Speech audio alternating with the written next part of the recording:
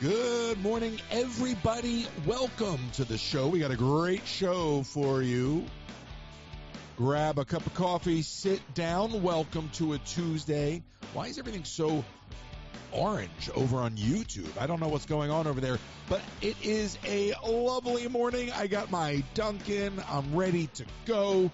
I love that $6 meal deal. I'm ready for you to give me a call, 253-263-1540. Good morning, everybody. Hey now. I think Ellis is going to call him this morning. Not tomorrow, although he might do that knowing Ellis. But 253-263-1540. We've got lots of Disney stuff to talk about. We've got other news to talk about. A little bit of the TikTok side of things. What did I say yesterday? The internet. So lots to cover. Good morning, everybody. Welcome to the show, 253-263-1540. Let's go indeed. I don't like a lot of things going on in this room right now. That looks a little bit better over there. Why is everything so orange over here? You know, you try doing a radio show and a TV show and hosting it and producing it and running the calls and adding sound bites and all of this. It's a lot. But I feel like Benny Hill spinning plates. Good morning. Now, last night we were in the park, and I somehow committed to this. And I say this, even though we're doing radio. This is the Jack Num Num cookie recipe that I received as an annual pass holder. Disney's way of giving back. And I said that I would do a live on TikTok, and I will attempt to bake 9 large Jack cookies, local and available for hire. I love that. So if I can't figure out a good excuse to get out of this live. I don't know how to get out of this baking live. I can't think of one good, and it's very nice that y'all, do what you do with hitting the gift goals and showing your support for the channel.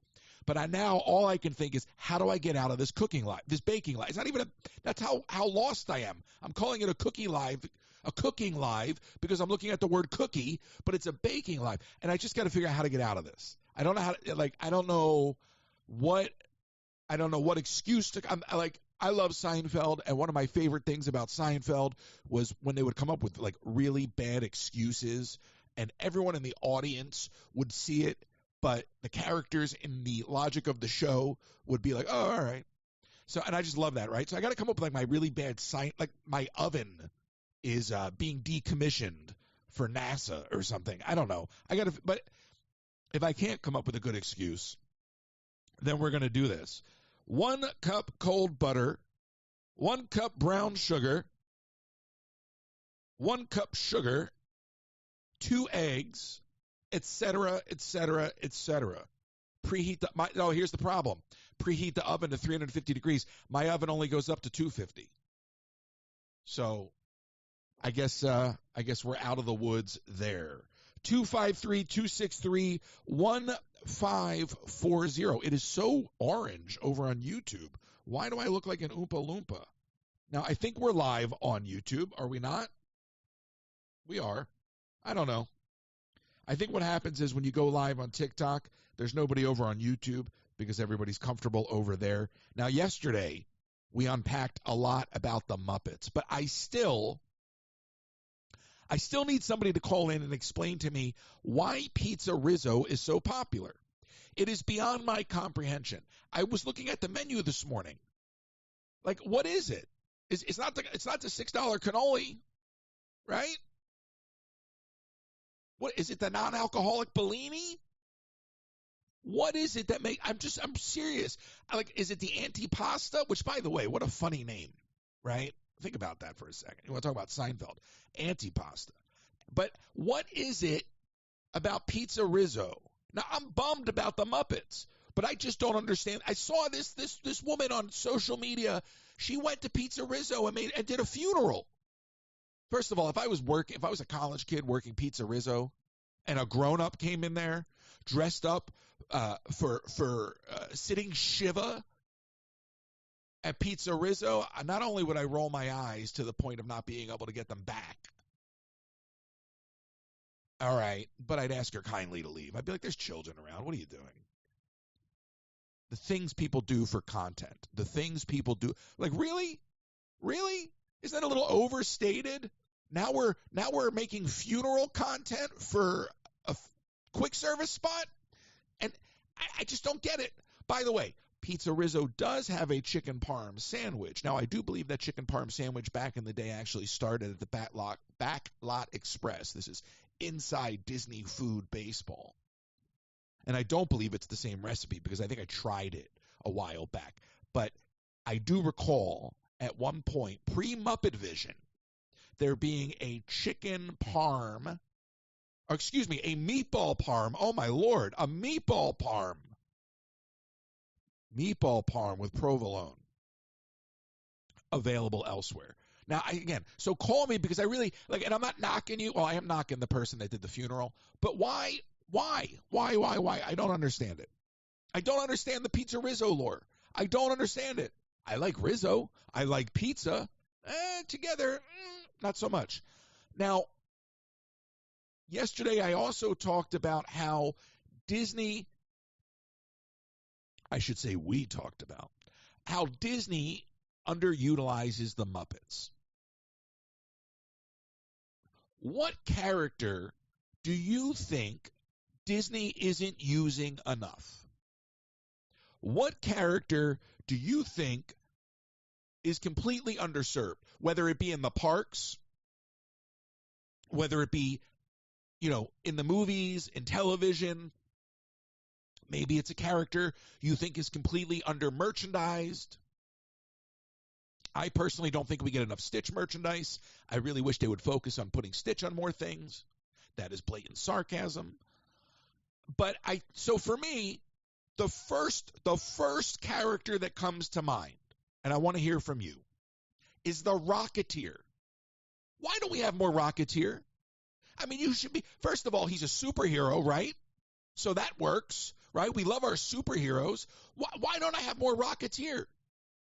When I was in Japan, there was a vending machine with Rocketeer toys. Why don't we have more Rocketeer? I thought they announced they were doing like a Disney Plus series a while ago or something, but I love the Rocketeer. Give me more Rocketeer. At least give me a Rocketeer attraction and some Rocketeer merchandise. Why didn't you make I didn't even know I was going to say this until right this moment, so it was not planned, I promise you. But why not make it the Rocketeer Rock and Roller Coaster? How cool would that be? Slap on a jetpack? I didn't know I was going to say this. This just came to me. But that synergy, I just love the Rocketeer, and I think it's the perfect blend of sci-fi and nostalgia and superhero. So that's the first character that comes to mind. But I want to hear from you. 253-263-1540. I forgot to post on my broadcast channel. I'm of the mindset people on the broadcast channel on Instagram only want to know when I'm in the park. I'm getting there. I see that, Roger Rabbit. And that's a great call. It's on my list. And so I have to start doing that. So help me out. Drop the phone number in the chat. Alert the Discord, although I think we have a bot for that. Her name is Leah. And because for me, let's tackle this issue. But for me, I'm of the mindset that people only want to see when I'm in the park. So I don't bother the broadcast channel. I'm going to start bothering the broadcast channel because people are there and then they don't even pay attention to it. So I'm going to start making it more active and letting you know when I'm live on other fronts. So I didn't let them know I'm live this morning. But I'm sure there's a lot of people that would be chiming in on this if I alerted my Instagram right now. I'm such a great social media content creator. I don't even know if influencer is the word, by the way. I heard this little Rizzler kid referred to as an influencer. He's not an influencer. He's a social media character. He's not influencing anybody. He's adorable, but he's not influencing anybody. I'm also very concerned for his health. That's another story. Yes, Roger Rabbit is another. The universe of Roger Rabbit characters. We're not live on YouTube. Well, listen, what can I tell you? I hit the button. I mean, as far as I know, I'm showing that we're live on YouTube, Kenzie. What can I tell you? Look, right there. We're live on YouTube. See it? See? That's me on YouTube. Now we're breaking the wall. See? Look. I don't know. I don't know what to do about it. I need a Darren the intern. We're recording and we're live on TikTok. And to me, that's most of the most important parts.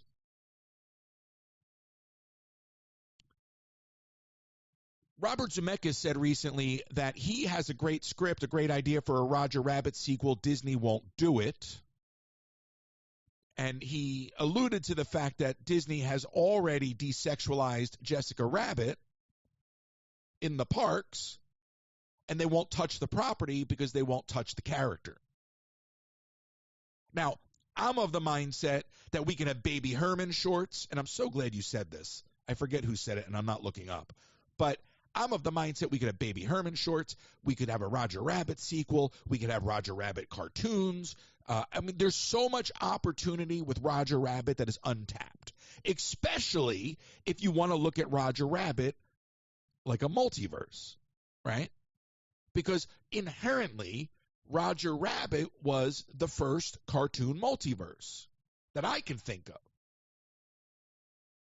To bring those Warner Brothers characters over in conjunction with the Disney properties and blend them together into one story, that was an impossible achievement. But it got done. So I think Roger Rabbit's a fantastic opportunity to leverage all the IP across the park. Okay, Disney won't touch it. Darkwing Duck. Darkwing Duck is another one. I don't know how to fix the YouTube issue right now. So that's so weird. That is so weird. I don't know. I don't know how to fix it. I apologize. So Darkwing Duck is the third character that comes to mind. Darkwing Duck, part of the Saturday morning, the Saturday morning Disney afternoons, whatever you want to call it. Darkwing Duck, slightly merchandised, certainly merchandised more than the other characters. But Darkwing Duck, totally underutilized. Occasionally, I will see the character at like a Run Disney event. Not that I'm running. I'm just walking around. But that's another character that comes to mind. What characters do you think Disney is sleeping on? What characters do you find to be completely underrepresented, whether it's in the movies, the television side of things, merchandising, the parks, whatever? 253-263-1540. 253-263-1540. Robin Hood is a good one. Robin Hood is a great one. I used to watch that on a VHS tape, a shortened version of it. It was like Pinocchio, Robin Hood, and maybe 101 Dalmatians. And they were on like one VHS tape together. I loved Robin Hood. That's a great one. I've actually seen a little Robin Hood merch lately. Not much, but a little bit. Now, Oswald the Lucky Rabbit is another one. I don't think Oswald is necessarily something, brand-wise that would bring in a ton of money. I think that's more of like Disney culture. But what's funny to me about Oswald the Lucky Rabbit is that he wasn't even with the company. It was Bob Iger who actually was thoughtful enough to seek out Oswald the Lucky Rabbit and return it to the company. One of the first things Bob Iger did, very early on in Bob Iger's tenure, maybe not the first thing, but very early on, and the story goes, he actually traded Al Michaels for Oswald the Lucky Rabbit. Al Michaels, the announcer. So a character that was stolen from Walt Disney, that essentially birthed Mickey Mouse,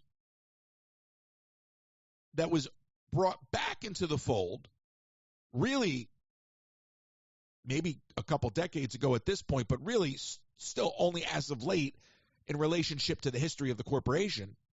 But that's another character that you very rarely see. You see more Oswald in Disneyland, certainly in California Adventure. They have the Oswald shop, although I haven't been there in a minute. Lord knows it's probably gone at some point. Over here it's called Oscars and Hollywood Studios, and you very rarely will see Oswald around. Now, again, I don't think Oswald is a missed opportunity. I think, financially speaking, I think the Rocketeer actually is. And the next one I'm going to say I think is too, and that's Mary Poppins. I think Mary Poppins is ageless. And I think you are losing. They were going to do a Mary Poppins walkthrough in Epcot. Okay, and they scrapped it when the pandemic hit. But Mary Poppins is undermerched, underrepresented in the park. She's barely there. Okay, and content-wise, and I'm not saying I want to see a live action. I mean, they did something already with, oh my God, Emily Blunt, right? Was that it? Maybe.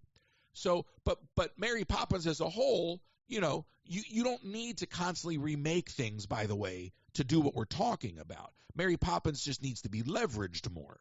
We're talking about leveraging characters. The jump-off point for this was the Muppet conversation, because I'm of the mindset, and if you listen to the conversation that I had with Kenzie on the podcast over the weekend, that Disney doesn't know what to do with the Muppets.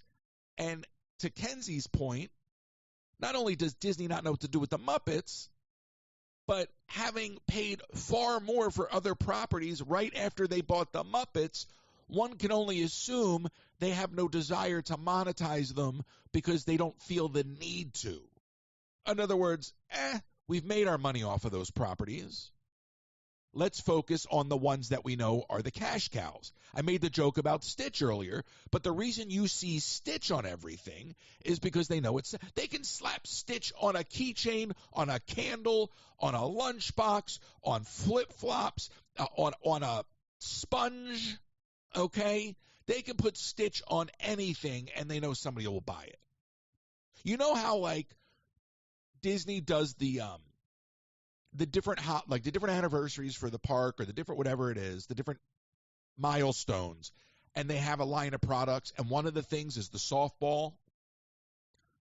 Who the hell is collecting the Disney softballs?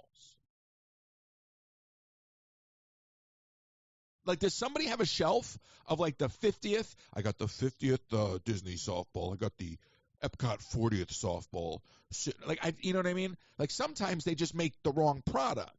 And in the case of something like Stitch, they way over merchandise him.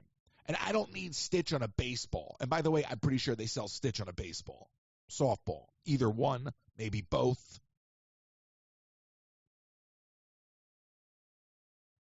Two 263-1540. Oswald the Lucky Rabbit, Darkwing Duck, Mary Poppins, the Rocketeer. These are all characters that are completely underutilized. I see comments on TikTok like Atlantis. Now, this next one's a little more obscure, and I don't think most people even are going to remember this guy.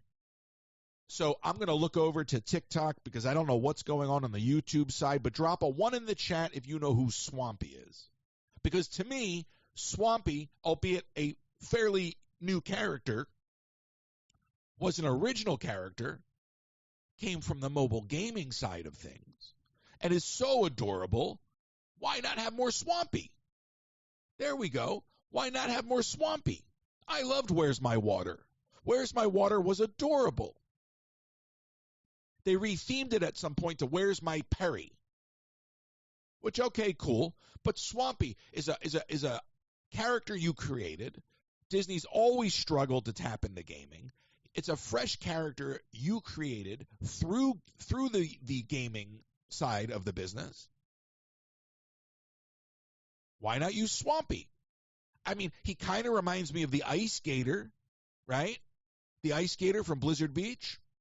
Where's Swampy? Why don't you put Swampy at Typhoon Lagoon? Why do I have to tell you how to run this business?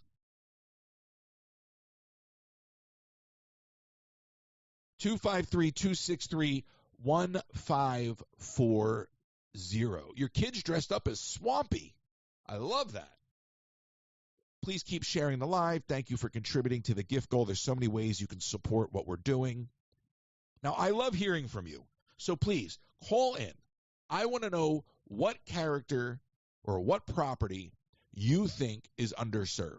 whether it's merchandise, whether it's in the parks, movies, television, whatever it may be. I just rattled off 5 or 6 alone.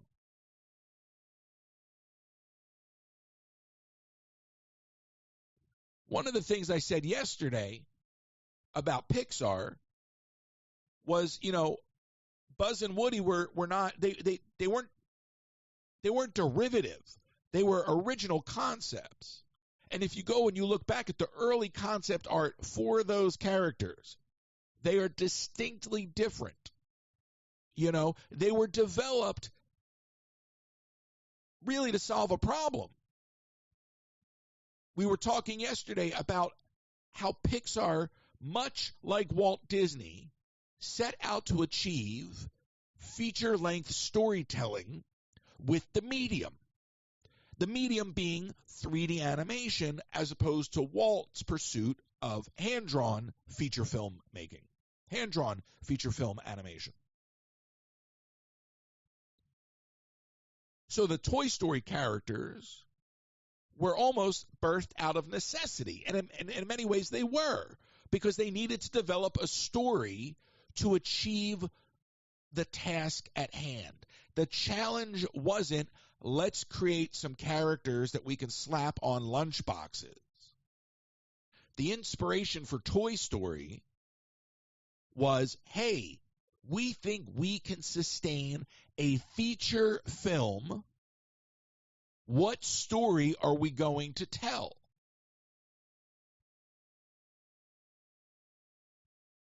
And one of the things that makes Toy Story so amazing is not only does it tap into the child's notion that when you walk away, your toys are alive or come to life, but the way they were able to tap into that particular story and those characters to leverage the technology and provide that photorealistic look. And when we all saw it for the first time, we thought, oh my gosh, those look like real toys. Right? So why am I rambling about this? Because the development of original characters, the development of original storytelling, birthed out of necessity, is how you get future IP. You don't get IP without development.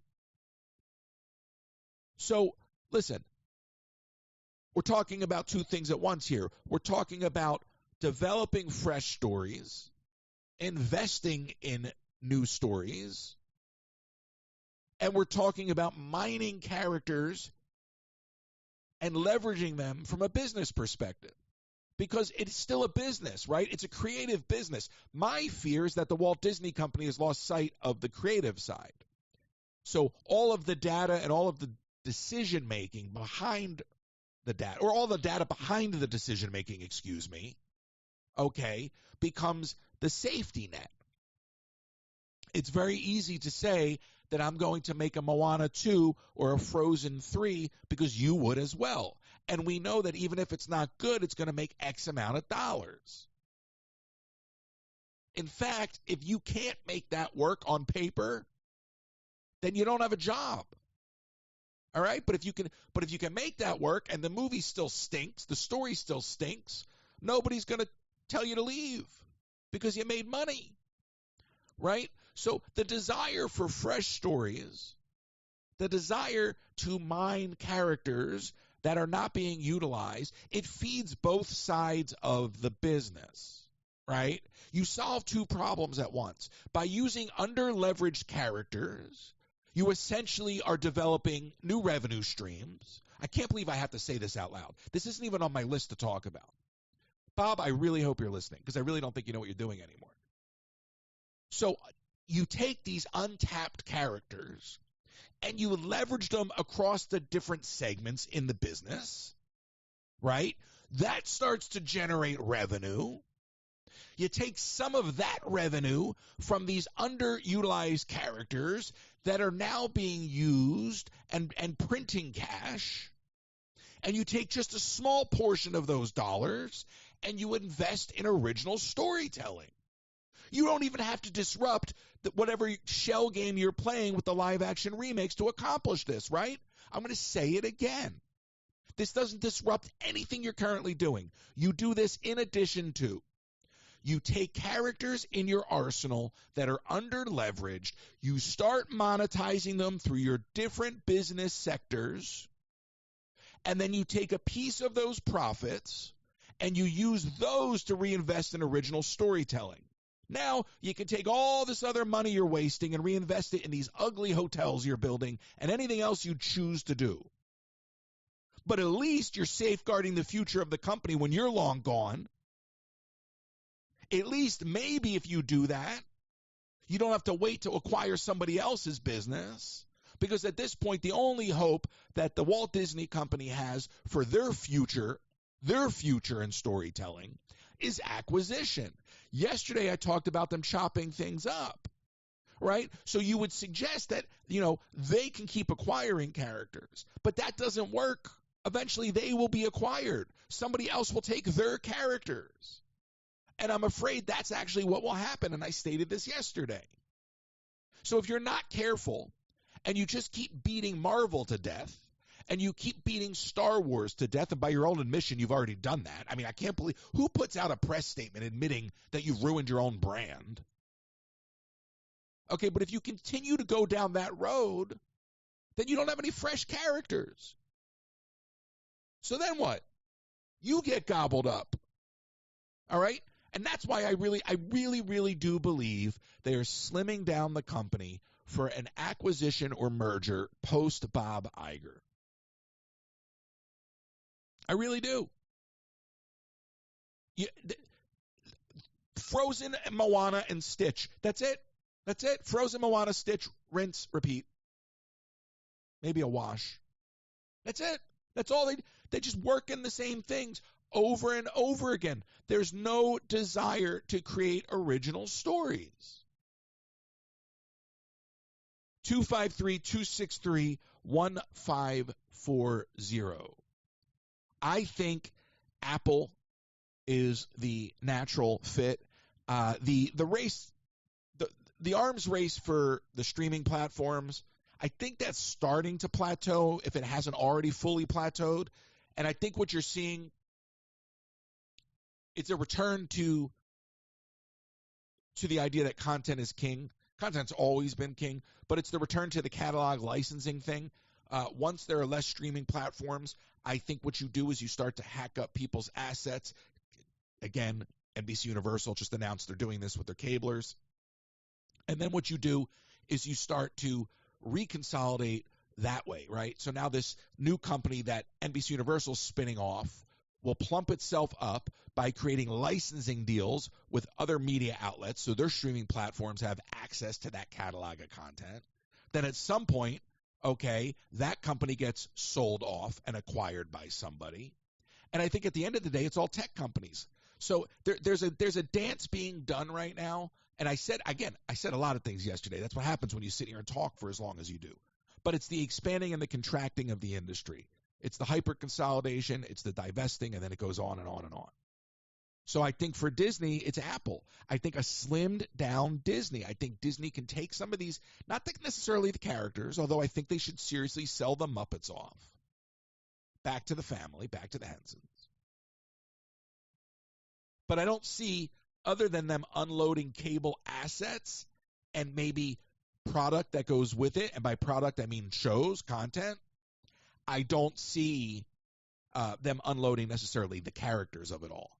But yeah, I think Apple's the natural fit. And if you look at Pixar is the conduit between the two corporations. Pixar started through Apple. Steve Jobs basically put Pixar on. And Bob Iger stated in his book, The Ride of a Lifetime, which makes a great shim if your coffee table's a little off kilt. But he stated, had Steve Jobs not passed away, they would have merged. They would have merged the two companies. So the only thing that kept that from happening back then was that. And I think once Iger's out, that's the inevitable. And Disney and Apple, as much as I don't like the idea, it's a marriage. I mean, it makes perfect sense. And if you look at what Apple has become, All right, Apple has basically become an expensive Logitech, right? Apple has become a consumer product brand, right? And they do electronics. So over the years, Disney has tried to tap into different things. The Build-A-Droid and the Build-A-Lightsaber, and they the Spider Bots, okay? They created this whole thing for California Adventure. Disney's always been tapping into tech.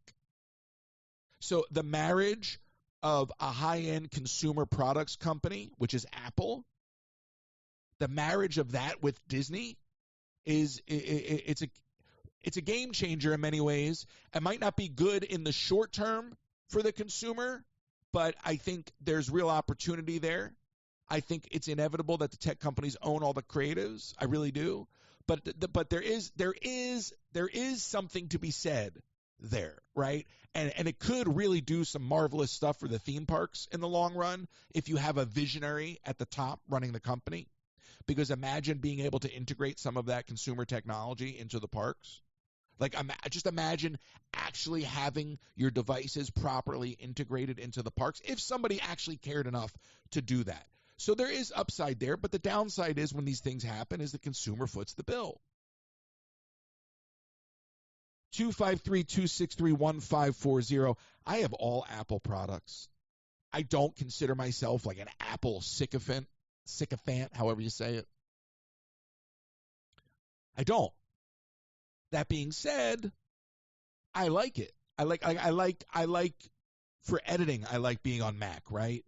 For any kind of media stuff, photo stuff, audio editing, like all of the media, all of the creative stuff, I much rather be on a Mac. So then once I start using it, then it's nice to have things talk to each other. The problem with Mac is the AirDrop only works when it wants to. But look, what are your options? What are your options? Who's going to gobble up Disney? I really don't see it being Amazon.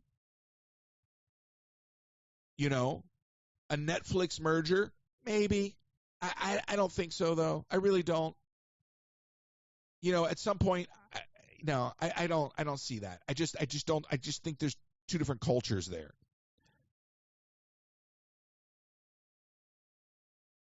But Disney has Hulu outright. They have Disney Plus.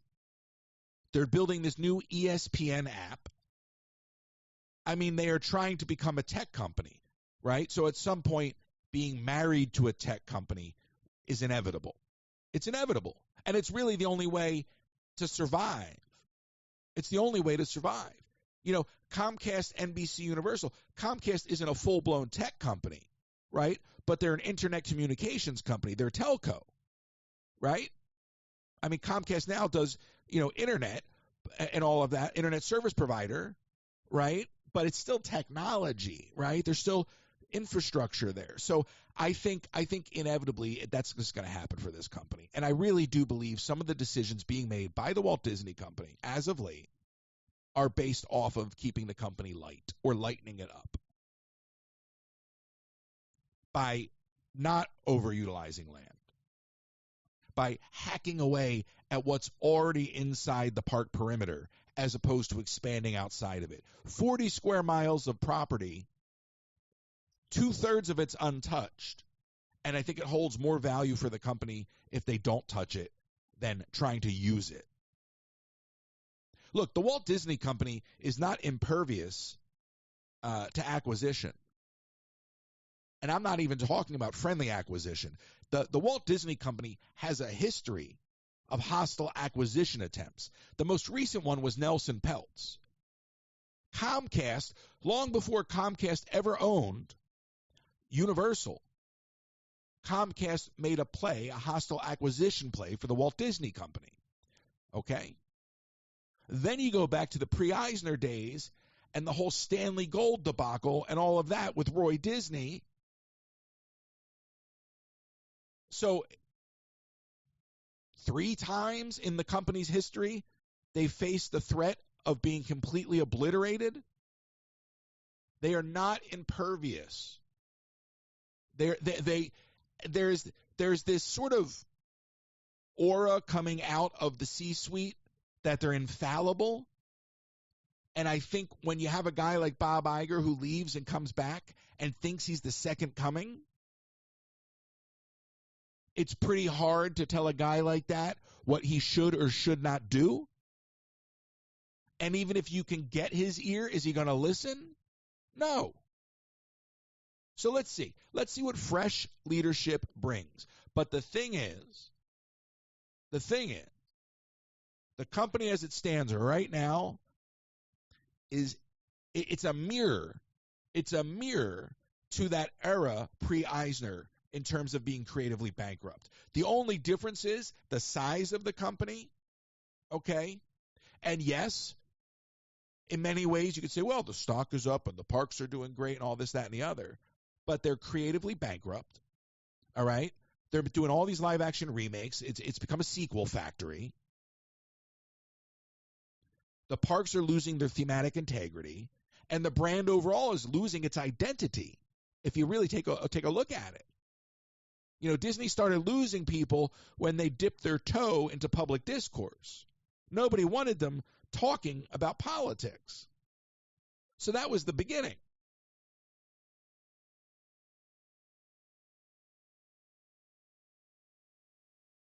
Two 263-263-1540. I love the company. Can't stand the leadership. Love the company. Can't stand the leadership right now. And there's such a lack of care and consideration for the founder. And that blows my mind. In any business.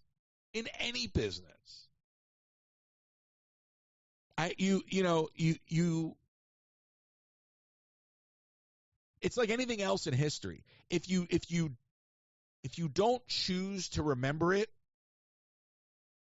okay, then you can't learn from it and you're doomed to repeat it. You know that old adage with history? Well, if we take away the legacies of the Jim Hensons and the Walt Disneys, then how are we going to inspire, okay, anyone to be the next whomever? Because I don't like saying, "Oh, you're the next Walt Disney." You're you, right? You're you.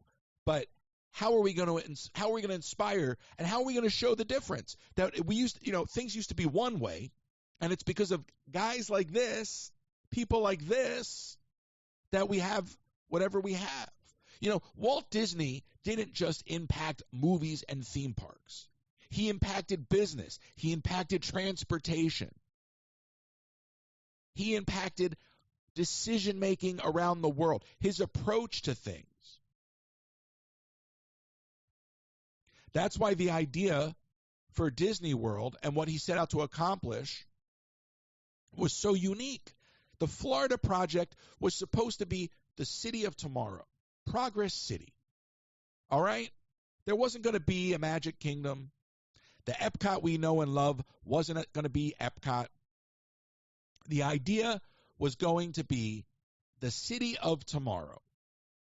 And the city would not just be a live-work environment, but it would be a prototypical place for products to be tested,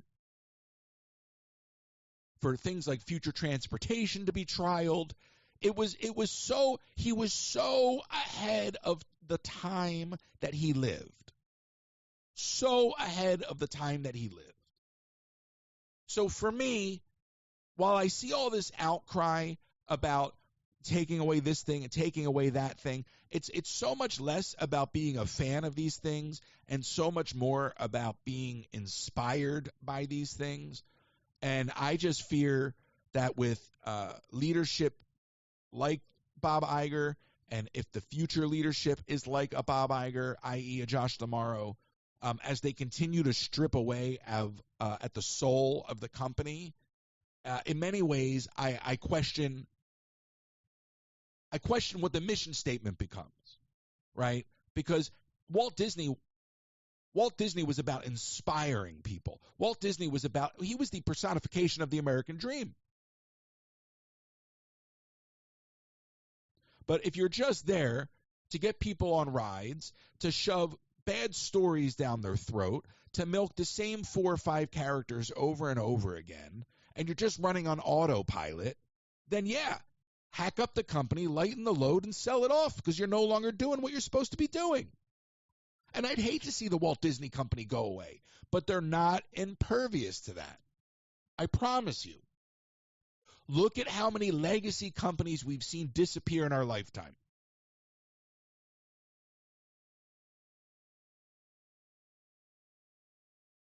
(253-263-1540). I'm going to move on from this dystopian take on the Walt Disney Company.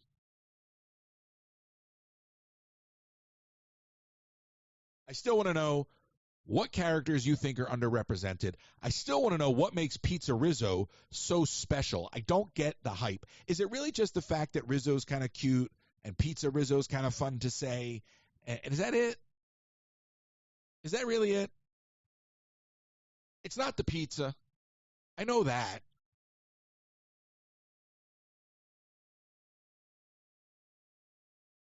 All right, so Ariana Grande, okay. Ariana Grande she's on a radio show with, I think, Bowen Yang from Saturday Night Live. And she's talking about an open letter that she wrote to Disney but never sent. And then, I don't know if you've heard this clip, I'm going to play it. And then she goes on to read it like in 60 seconds. I think they were trying to see how quickly she could read it for something. And anyway, but she has this open letter about saving Tower. And I mentioned this before, and I'm thinking, why is she talking about Tower? And this is before the Muppet announcement, all of this stuff. This is going back to, she wrote this during the pandemic. So this thought of hers has existed for quite some time.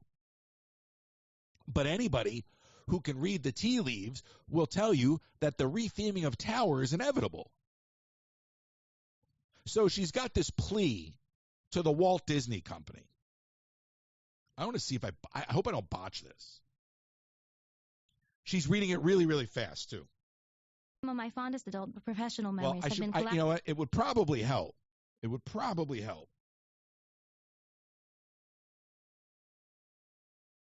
if I started from the beginning.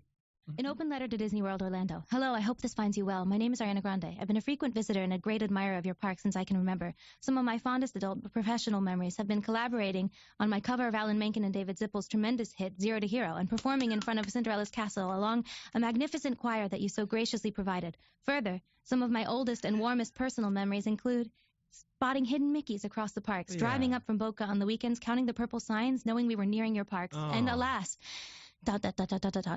riding the absolute masterpiece that is the Twilight Zone Tower of Terror for the first time once I was finally tall enough. Perhaps this message comes prematurely, but I would be remiss if I did not reach out with a potential matter of grave concern. In the wake of the most recent alterations that have befallen your historic park in California, yes, I am referring to the calamitous loss / makeover of the Tower of Terror ride here, I humbly implore you to not follow suit. Please allow the iconic and tremendous Tower of Terror to stand tall, permanently, in the name of historical preservation, spooky honor, and good old-fashioned fun. I hope that you'll consider this humble plea from a passionate fan, and am I way over? No, go, keep going. While asking that my own passionate and devoted fans sign the attached Change.org petition just in case. I never posted this, but I really wanted to. And that's one. First of all, am I the only one that thinks she's super sweet? I know she got like a lot of flack like when she was younger for the whole donut thing, when she lick a donut and put it back. But she sounds so sweet. And I know I think she was trying to make it like fit in a 60-second TikTok or something. I'm not quite sure. And I think I'm live on YouTube, by the way. So I was live, but it was unlisted. I don't know why. But I mean, first of all, I love the passion. Totally relate to the purple signs, right? But who knew?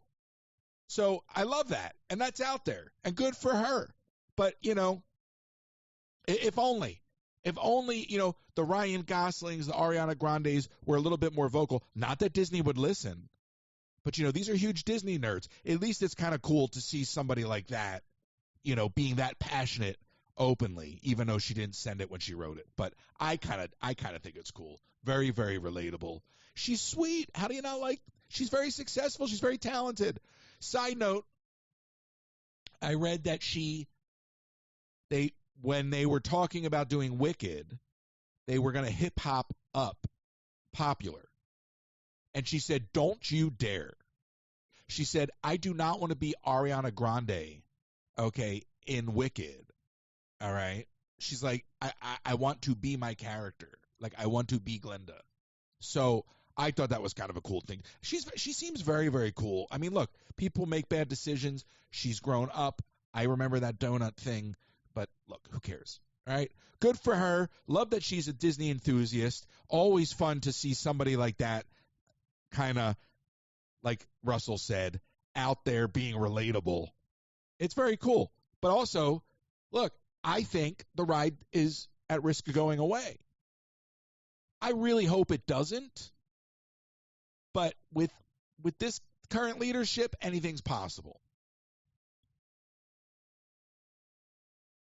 That park, I was in there the other day, and Hollywood Studios has become a lesser version of California Adventure. I can't believe it. I don't know how that has happened. How has that happened? All right, let's go to the phones.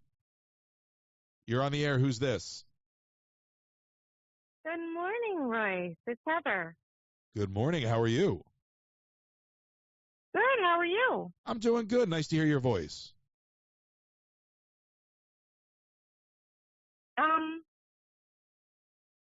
I love Ariana Grande. She's so adorable. She is. Yeah. She's just adorable. That's not why I'm calling. I know, but she's smaller than Kristen Chenoweth. But go on. Yes. No, she's just beautiful. She's adorable and so talented. I can't wait to go see Wicked. Anyway, I just have one more take on the Muppets going on to the roller coaster. I know I've discussed it with you, but I'm so upset as somebody who's aging, Gen X. Gen X, we're aging, and we are the original Muppet lovers, right? We're starting to get issues, back problems, knee problems, whatever. And they're going to put the Muppets on the Rockin' roller coaster, which is one of the most extreme roller coasters that they have, if I'm not mistaken. That means most of us aren't going to be able to see it for very much longer, as far as I can tell. That's an interesting take, because I've heard the argument, most little kids aren't going to get on it and blah, blah, blah. I think the whole decision isn't well thought out. I never thought about it from that perspective. And you could argue, well, they're not doing it for adults, but if they're doing it for kids, then some kids won't even get on that ride. So yeah, the retheming as a whole doesn't really fit the ride. I don't see those characters. We talk about solving problems. I don't think that's solving any problems operationally speaking. I think that's a red herring move to try to quell the outrage for removing the Muppets. Yeah, I agree. I've been so upset over it this week, and I haven't really wanted to talk about it. But for me, I know I'll never be able to see them again once they go on that roller coaster. It's just not going to be possible. But do you really want to see that version? Like, I don't even want to see that version. That's where I'm at. Because it's not the Muppets. In other words, I agree with that, but I'm saying if that's all that we're left with. Yeah, but you know what? I don't want Disney's Muppets. I want Jim Henson's Muppets. Sorry. And the thing that made Muppet Vision so special was that it was Jim. So now it's not even Steve Whitmire's voice. We're going to get some guy that's going to be like, "Hi, Kermit the Frog. Oh, look, we got to go to the show." And it's not going to sound like him. It's going to be horrendous. It's not even going to be Kermit. Yeah, so you're right. So in many ways, you're sparing your disappointment. It's going to be the worst Kermit because they don't even sound like the Muppets. When I did Jollywood last year, and they did the little Fakakta Muppet thing on stage, which was horrible, it didn't even sound like Kermit. Yeah. No, you're right. It sounded like a toddler with a head cold. Right. I heard someone say this weekend that we all need to go online and start watching all the Muppets episodes that we can on Disney Plus and let them know that they do matter to us. And they don't care. I don't know if that really will solve anything. Heather, can I tell you the truth? They don't care. They don't care what you like. They only care what the data shows. And I understand it from a business perspective because it's safe and we live in a fragmented media landscape. And I think it's so sweet what you're saying. But going and watching those things isn't going to do boop. It's going to upset some junior level executive, and he's going to be like, we should pull these. I'm tired of this. You know what I mean? I'm just serious. I'm serious. Yeah, no, I know. I heard them say that, and I thought, I don't think that's going to do anything. You're going to you know what's going to happen? Yeah. Is you do that, it's going to get higher numbers than Bluey. You're going to upset the whole apple cart, and we're going to lose the Muppets completely because you accidentally took out Bluey. Is that what you want? No, obviously. But I'm just saying, they're going to be like, no. This is an anomaly. This can't be possible. So I'm just saying, like, they don't care how we feel. And look, part of me wants to just keep my rational mindset on and say things change. I can appreciate it. But even when I do that, I'm left with the same thing I said yesterday, Heather. You should have had a plan for it. Because the idea of just taking it away and abolishing it isn't an option. And in your statement, to say we're having discussions about what to do with it means you haven't even thought it through. Which means you didn't even think through the idea of where to put this Monsters, Inc. land, which you refuse to call Monstropolis, which is also concerning. It's so weird. Yeah. Yeah. Listen, I can't say what I want to say, but the problem is, Heather, you put me in front of a microphone and I see the lights on the mixer and we're doing radio, and I always feel like radio is a vessel to be outrageous. So I want to say outrageous things, but if I say outrageous things, they're not going to let me into the theme park. You know what I mean? Yep. You think they're trying to get rid of us, huh? Yeah, but like, I can't whole even. Generations. Do you remember? I grew up on Howard. Do you remember like Howard would pray for like Imus or like DeBella to have things happen? Like, do you know what I'm talking about? Like Howard would like pray for John DeBella to like, drop dead. It's horrible. Horrible. Yeah. You know? That's a complete random thought. Yeah. So, look, in many ways. Can't keep that to yourself. Yep. No. But I'm saying, but like, it was just funny back in the day because Howard would like wish these horrible things on people out loud, but it felt so good. Right. That's all I'm saying. That's all I'm saying. Mm-hmm. But I don't even want to ride Rock and Roller Coaster with the Muppets because it's going to remind me of what we lost. It's almost like rubbing salt in the wound. Yeah, I don't understand why they can't do a museum or something if they have to get rid of that. I just don't understand. Anyway. Yeah. So it's a temporary solution. There's really no long-term chance that I don't know what's going on. There's something going on TikTok, Heather. Isn't there always something going on TikTok? I know. You can't leave the kids to themselves for more than 3 seconds. All right. Well, my signal is going in and out. We're having rain over here, and I don't know what's up with my phone.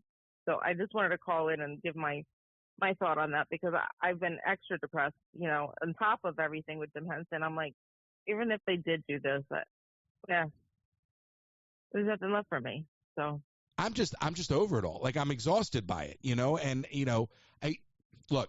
I saw in the Discord the other day, like all the back and forth, and everybody's entitled to an opinion, but I think emotions are high for a variety of reasons right now.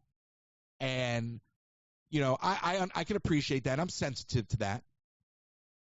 But like, at a certain point, I don't want to hear it anymore. Like, I'm just over it. Like, I'm numb to it. So therefore when it comes to this stuff, yes, it's only a theme park. Yeah, it bums me out, but I can't really do anything about it. They're not going to listen. So what am I going to do? Just like give myself a heart attack, like getting angry about it. You know what I mean? Right. It is depressing. A little. all right, though. Listen, moving on. I hope you have a happy Thanksgiving. Thanks. You too. Yeah, I don't know. I'm just going to be here by myself. I don't know what I'm doing on Thanksgiving. I really don't. I might just be in the park. I'm not doing anything myself. You know, can I tell you something? I don't like the holidays. It feels disingenuous. No? Why not? No, I love Christmas. Like I love the vibe of Christmas. But the idea of like everybody getting together and liking everybody for like a couple days out of the year and then going back to hating everybody the rest of the year just seems very disingenuous to me. Fair enough. Enough. I wish we didn't need the holidays to practice kindness and understanding. I wish we could actually just do it year round and then just celebrate the holidays for the fun of it. But then what happens is we get, it's the spirit. Let's be kind. Yeah, well, why don't you just be nice, 365 days out of the year? I say you get what you put into the machine. You know, I'll be the nicest guy in the world or the biggest SOB. You get what you put into the machine. But it's super easy to be nice. It's harder to be mean to people. So that's my gripe with the holidays. It's just sort of a commercialized way of reminding people to be kind. And I'm like, okay, well, what about the rest of the year? Oh, it's not Christmas, so I can just cut you off, like take your parking spot. But it's Christmas, take the parking spot. 'Tis the season. I love Christmas. Yes. Don't get me wrong. I'm just saying it's, All right. Listen. All right. Goodbye. Bye. She's so funny. And good luck to you, Heather. I know Heather is actually embarking on, it's not my place to tell people stories, but I know you're embarking on your own challenge, and I'm sure you will conquer it. And good for you for stepping outside of your comfort zone and taking on a new endeavor or a new old endeavor. So good for you, and congratulations on making that leap. We talked about making those leaps yesterday, right? Sometimes you just got to make the jump.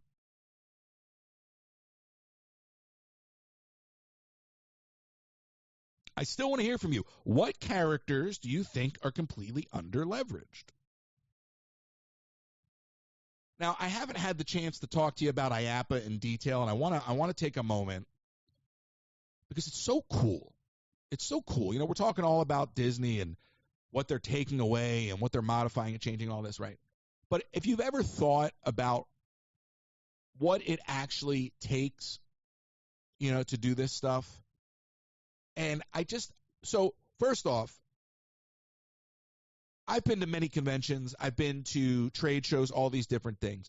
This was like the definitive show for me because it's everything from fog machines and bubble machines and snow machines, and we're talking industrial grade, right? Like, everything's running over like DMX and ArtNet and all this kind of crap, right?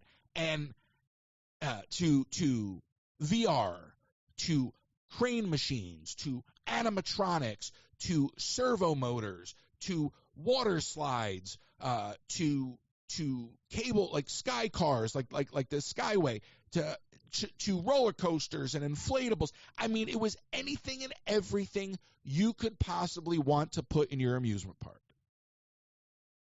Dark rides.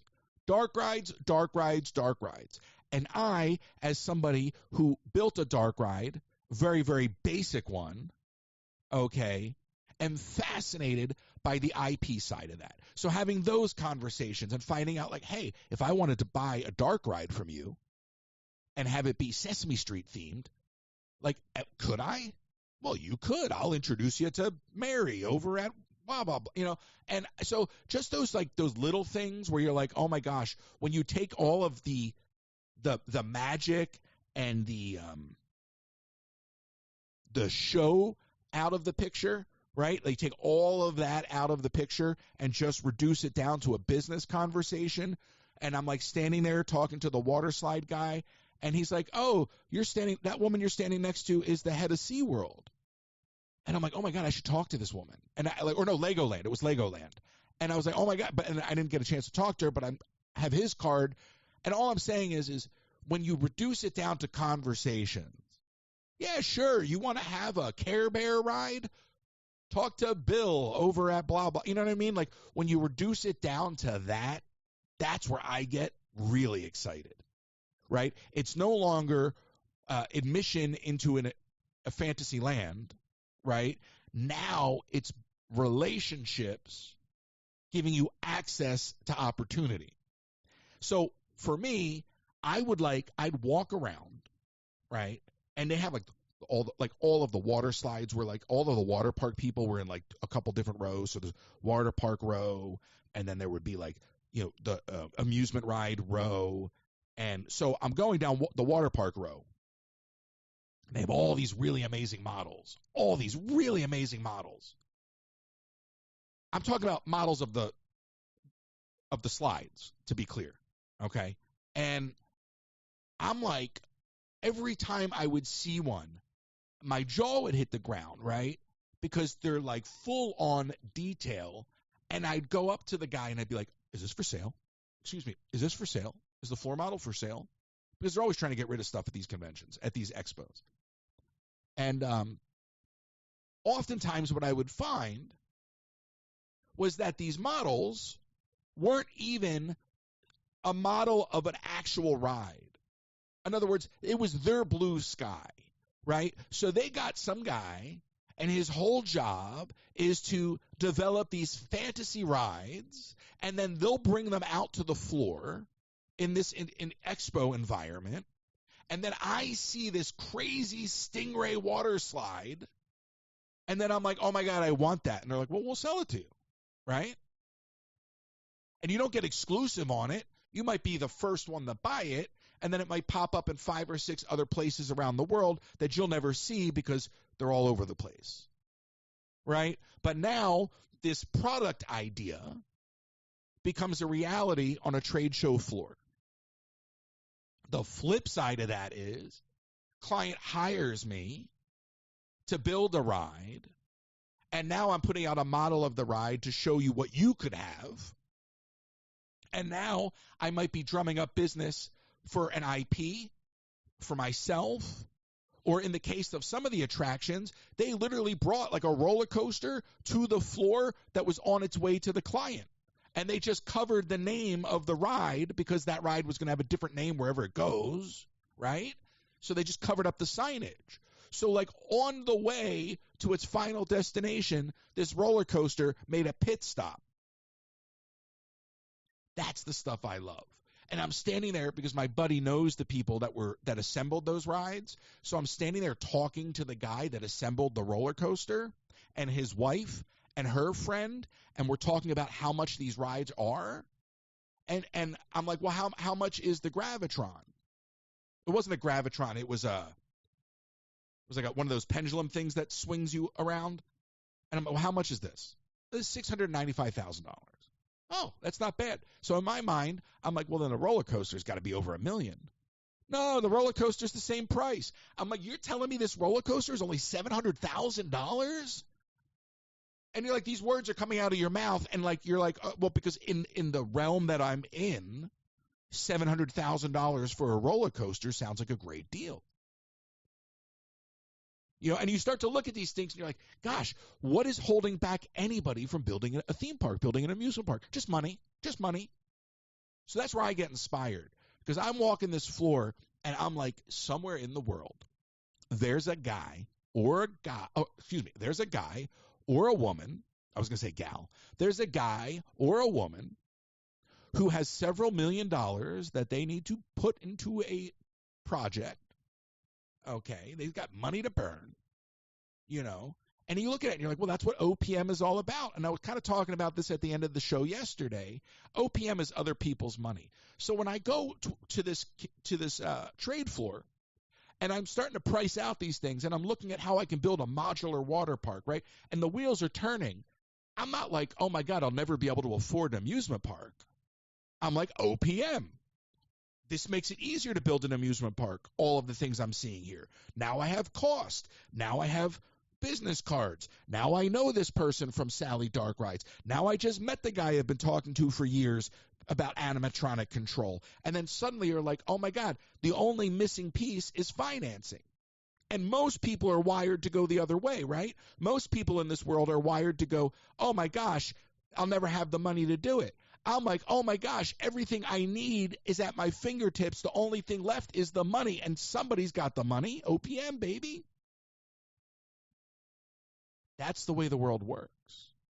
So when people ask me after 4 years, 3.5 years of going to Disney World, working at the parks, going behind the scenes, does it ruin the magic? No. The real magic for me has always been the business and operational side of things.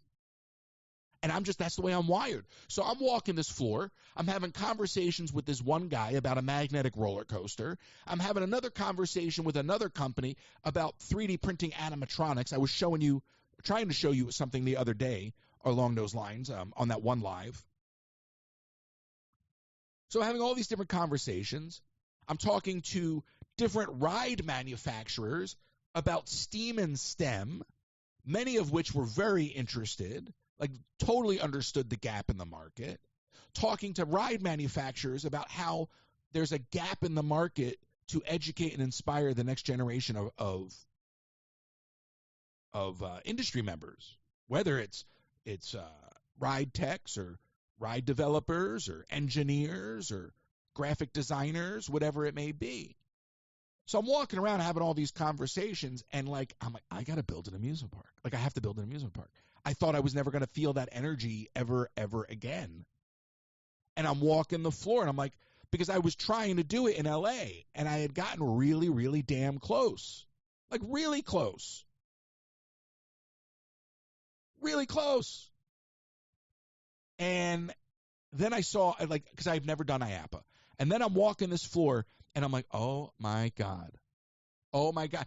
Because I learned so much from talking to OSHA about just regulations and operational procedures. I learned so much back then. And then I was like, oh, my God, all this knowledge just got, relit walking the floor at IAPA. And then I'm talking to the lady at Sally Dark Rides, and she doesn't care. I mean, she's there to talk to people. And we're talking about the different approaches to theming dark rides and the different IP people. And literally when she's like, oh, that's so-and-so, you just talk to so-and-so. And if you want to blah, blah, blah, blah, blah, blah, blah. And I'm like, oh my God, I got to build a friggin' amusement park. I got to do it. I got to get a big ass warehouse. Excuse my language. I didn't mean the curse. I got to get a big warehouse. And I got to build an indoor amusement park. I mean, an outdoor amusement park is great, but an indoor amusement park, it's a little more viable, I think, just because you can circumvent weather. But I'm telling you, and everything and anything you could think about, RFID wristbands, basically the same product that you would use for magic bands, okay? Bubble wands. IR bubble wands.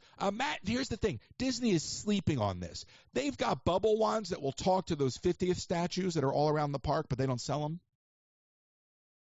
Think of it like a dumbed-down laser tag. Imagine a bubble wand that triggers the 50th statues. That vendor's there. They work with Disney, but Disney doesn't buy that product from them. So then I'm looking at that, and I'm like, why don't I hear you. Why don't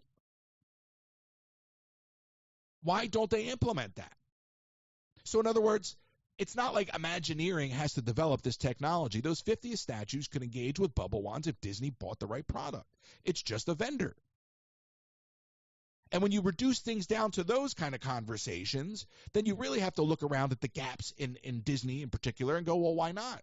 Is it a relationship? Is it because somebody's making more money over here? I worked as an arcade tech for the company. It was a third-party company run by a former Disney executive. So obviously there was a relationship there. We had a Disney exec that we reported directly to. And I'm almost certain somebody was getting a kickback. And even though we didn't have the right technicians to fix everything, as long as you could use black duct tape, you were good to go. Instead of hiring real technicians, the entire game for the arcade techs at Walt Disney World is to run time. Not all different than being a ride tech, a little different, and I'll explain. So what they would do is they would send me to the arcade at Pop. I swipe a couple places. It shows that a technician was at the arcade, and we hit our minimum billable hours to Disney. So now, instead of fixing the arcade games at Disney, we're just showing that there's a technician there. Doesn't even have to be a qualified person. oftentimes it's a warm body that would swipe the card readers and then go take a nap in his car or go watch a YouTube video. Okay? So sometimes these things are happening not because they don't know how or they don't want to, but because the money's doing the talking. So sometimes we get the short end of the stick because somebody's getting their wheels greased. So the next time you're in a Disney arcade on Walt Disney World property and you see a broken game, just remember that game could probably be running if they actually had a technician. Disney's paying a company to do 3 or 4 different things for them, including arcade tech repair. So they don't really care, and they're not looking. And as long as the presence of a warm body in the arcade can be justified every single day, then the house of cards continues. But that company is a ruse, and they don't actually fix anything. And I probably shouldn't be saying any of this, but I don't really care. Okay? So when you look at what's missing, sometimes it's seriously just because somebody else is getting paid. I'll never forget my time at NBC Universal Television. One of the things I used to do at NBC Universal Television was start TV shows. It was my job for my boss to kick off a show. So what does that mean? The first meeting for a TV show, you get the department heads around the table and the producers, the director, and you talk about, here's our manual. This is how we produce a show at NBC Universal. Here are the rules. If you want to purchase something, you must consult our Red Book. And you must use the Red Book before seeking outside bids. Now, the Red Book, in theory, should provide you the best possible deals, but it didn't, because the Red Book was all sweetheart deals. Some guy within the company has another company in the Red Book because he's getting a piece of the sales. So I remember going outside of the Red Book for this TV show, this production, and getting all these cell phones quoted dirt cheap for the production, cell phone rentals. But the Red Book vendor had to be used, and he was more expensive. So I called the sourcing department, and I said to the guy in the sourcing department, I want to use the cheaper phones. I want to save some money on my budget. And he goes, you can't. You have to use the Red Book approved vendor. And I said, well, I'll fill out the form. We're not going to approve it. We're not going to approve an outside vendor. You have to use the Red Book approved vendor. So when you remember things like that are actually how corporate runs, then you have to look at things like the guest experience and some of the gaps in the guest experience. And that's what I saw at IAPA. I'm like, wow, why doesn't Disney have that? Probably because they're using somebody else who's lining somebody else's pockets. Probably because they could, but they can't because somebody's brother's, sister's, mother's uncle, has the sweetheart deal. And that's the way the world works. 253-263-1540. I'm just glad I didn't say the name of the arcade company because I do not want to get an email. The other thing that was really inspiring at IAPA was the STEAM and STEM kits. So there are some opportunities to start educating folks in the audience who want to participate, doing live assembly of animatronics, right? So sitting together on a live, instead of like Legos, actually building animatronics together. Bundling up kits, selling kits, and then actually be able to sit down together and be like, this is how you build an animatronic. Now, I have these 3D printed animatronic kits, but working in conjunction with a company that actually specializes in this will be able to do a lot more stuff. Maybe even miniature rides, miniature animatronics, and stuff like that. So that was the other side of IAPA that was very inspiring to me. But I love it. I love when you see how the business works. If you wanted a water slide, seriously, like if you wanted to build a water park, all you gotta do is pick up the phone.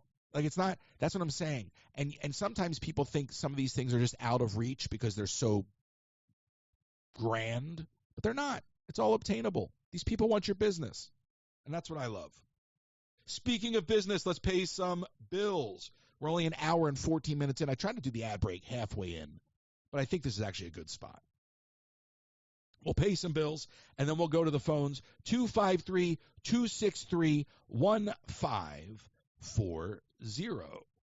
I could have pre-recorded these ads, but I feel like I have to do the work and reading them live. That's just my work ethic. It's a little exhausting. Here we go. Ready to spice up your kitchen this holiday season? Pampered Chef has all the goodies from spatulas and mandolins to amazing pots and pans and knives. Plus, don't miss out on small appliances like the deluxe air fryer and coffee maker to make your holiday cooking a breeze. Reach out to Colleen Herman, pamperedchef.com/PWS/Colleen Herman. pamperedchef.com/PWS/Colleen Herman. On vacation and the unthinkable happens. Have you been injured in an accident? Don't wait. Get the help you deserve when you need it the most at the law offices of Nicole M. Kennedy. They fight for your rights and work tirelessly to get you the compensation you deserve. They're here to guide you every step of the way. 305-213-5438. Call now for a free consultation. You don't pay unless they win. 305-213-5438. The law offices of Nicole M. Kennedy, your trusted advocate in times of need. Last minute shipping from the parks. Did you buy that lightsaber and now you don't know how to get it on the airplane? Well, my friends at the UPS store located right behind the Magic Kingdom are going to help you out. They also have a notary if you're local, and of course, P.O. boxes. Visit my friends at the UPS store located at 6526 Old Brick Road. As always, William.bailey will help you with your travel needs, cruises, theme parks, or anywhere around the world. William will help you with competitive pricing, customizable destination planning. William.bailey at academytravel.com. Reach out to William.bailey at academytravel.com or go fill out the travel form on my website, Royces.com. Sometimes we are so worried about this life and this moment we forget to plan for the life of those we leave behind. With no estate plan, you could be leaving those you love the most with high taxes, probate fees, and an incomplete or divided estate, and legal fights and fees. A will or trust is not just for the Rockefellers anymore. If you live in Florida, contact RK Law today to make an appointment and safeguard the future of those you love. Send an email to Russell at rklawpro.com to schedule your appointment.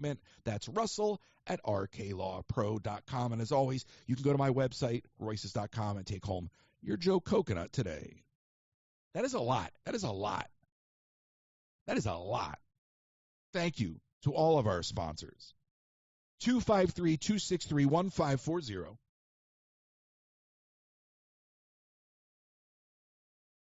right, I'm going to play this next clip. And only because I'm just blown away by that. Oh, that's the mouse to the wrong computer. Hello.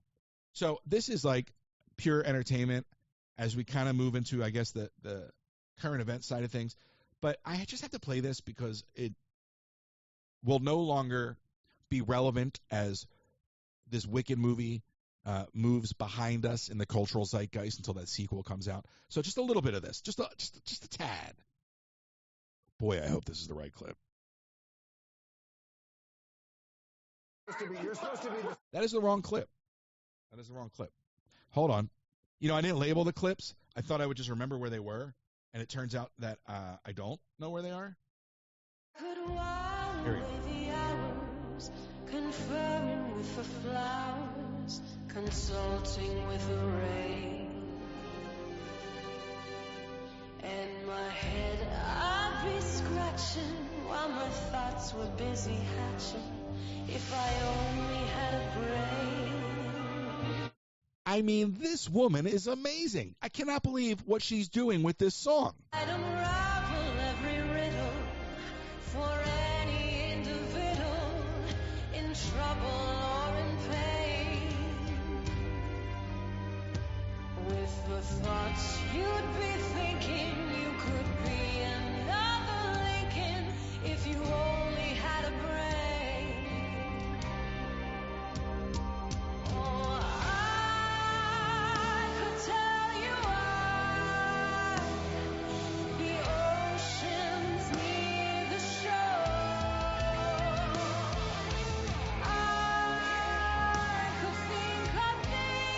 Wow. I mean, just chills. That's Kelly Clarkson. Just chills. I don't know who arranged that, but phenomenal. You want to talk musical theater? Phenomenal. I just got chills listening to that. Chills. I just wanted to share it with you in case you haven't seen it, but just unbelievable. What a talent. I know she has a talk show, but what a talent. What a talent. She should be singing more. That was so great. It was so great. All right, I'm waiting for Ellis to call. I know Ellis said he was going to call in today. 253-263-1540. Ellis is the gift that keeps on giving.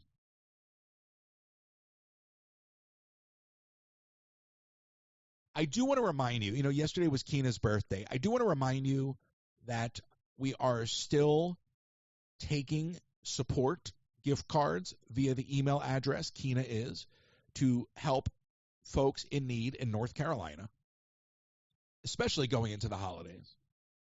So that email address is on the Discord. Please go seek it out.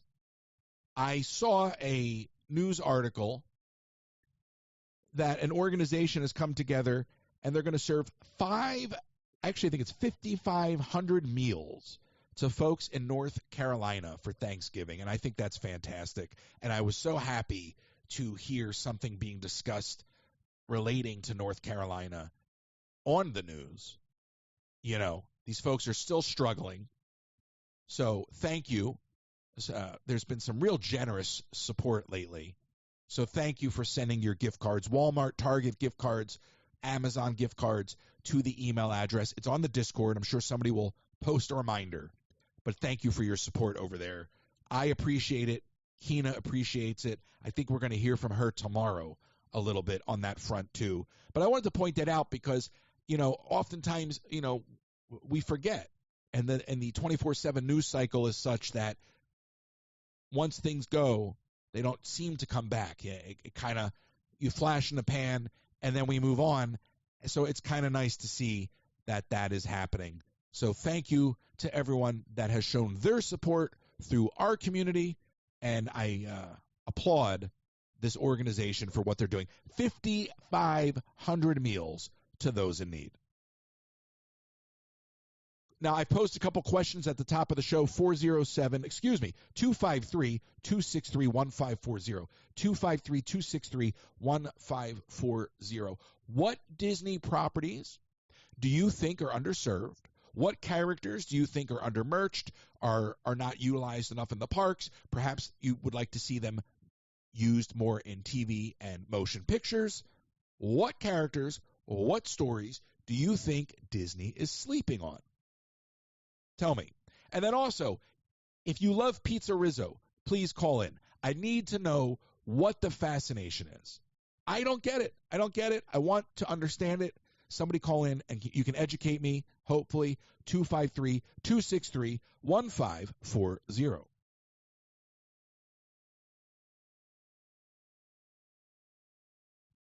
So I could go one of two ways here, all right? And this is going more into current events and world issues. I can go one of two ways here. Neil deGrasse Tyson, I can't deal with this guy. He I think there was a time he presented himself as an intellect, and the more and more I hear this guy talk, the more and more I'm put off by what he has to say. So I have a clip here. I don't even know if I want to play the clip. I really don't. But I just, I think sometimes, we put people up on a pedestal. And I look at this guy and I listen to what he says. And then I read things that other people attribute to him. And I kind of feel like he's a fraud. And maybe fraud is a strong word. But when you listen to him talk, I feel like in many ways he's just saying things to elicit a response, or maybe even perhaps parakeeting things that other people say. But I have this clip of him on Bill Maher, and I was going to play it. I don't even know if I really want to listen to it, honestly. I just want to note that, look, growing up, we had Mr. Wizard, right? We had Beekman's World. We had Bill Nye. What is this guy doing? I know he had the Cosmos, but I feel like this guy is just a facade. And I'm not saying, then there's Mythbusters, right? What is this guy doing? He's just out there blowing hot air. And I read this article. It wasn't an article, it was a post, excuse me. I read this post about a time that he spoke to a bunch of, I think it was MIT kids that were trying to figure out space travel. And his response was, why? You're already in space.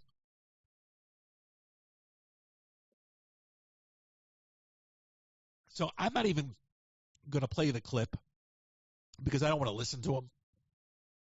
But I just remember, and maybe I'm getting old, but I just remember having like guys like that actually did something. And I just don't know what this guy did. And I'm not even quite clear where he came from. But I just think he's got a bloated head. And I think he says things, again, to elicit a response. But I don't think he's really that smart. I really don't. I don't. Sorry. I was going to play the clip. I don't want to play the clip.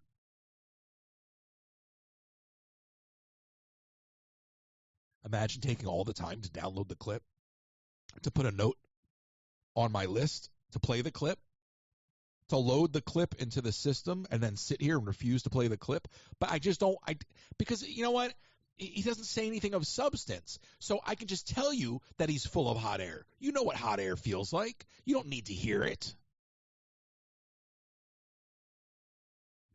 I wish, with all of these streaming platforms, I wish that we had a modern day Mr. Wizard. Mythbusters was like the closest we could get to it. Then I remember there was a YouTube series for the longest time. I don't even remember what it was called. But they would do things in like high speed. And then when you watched it back, it'd be super slow-mo.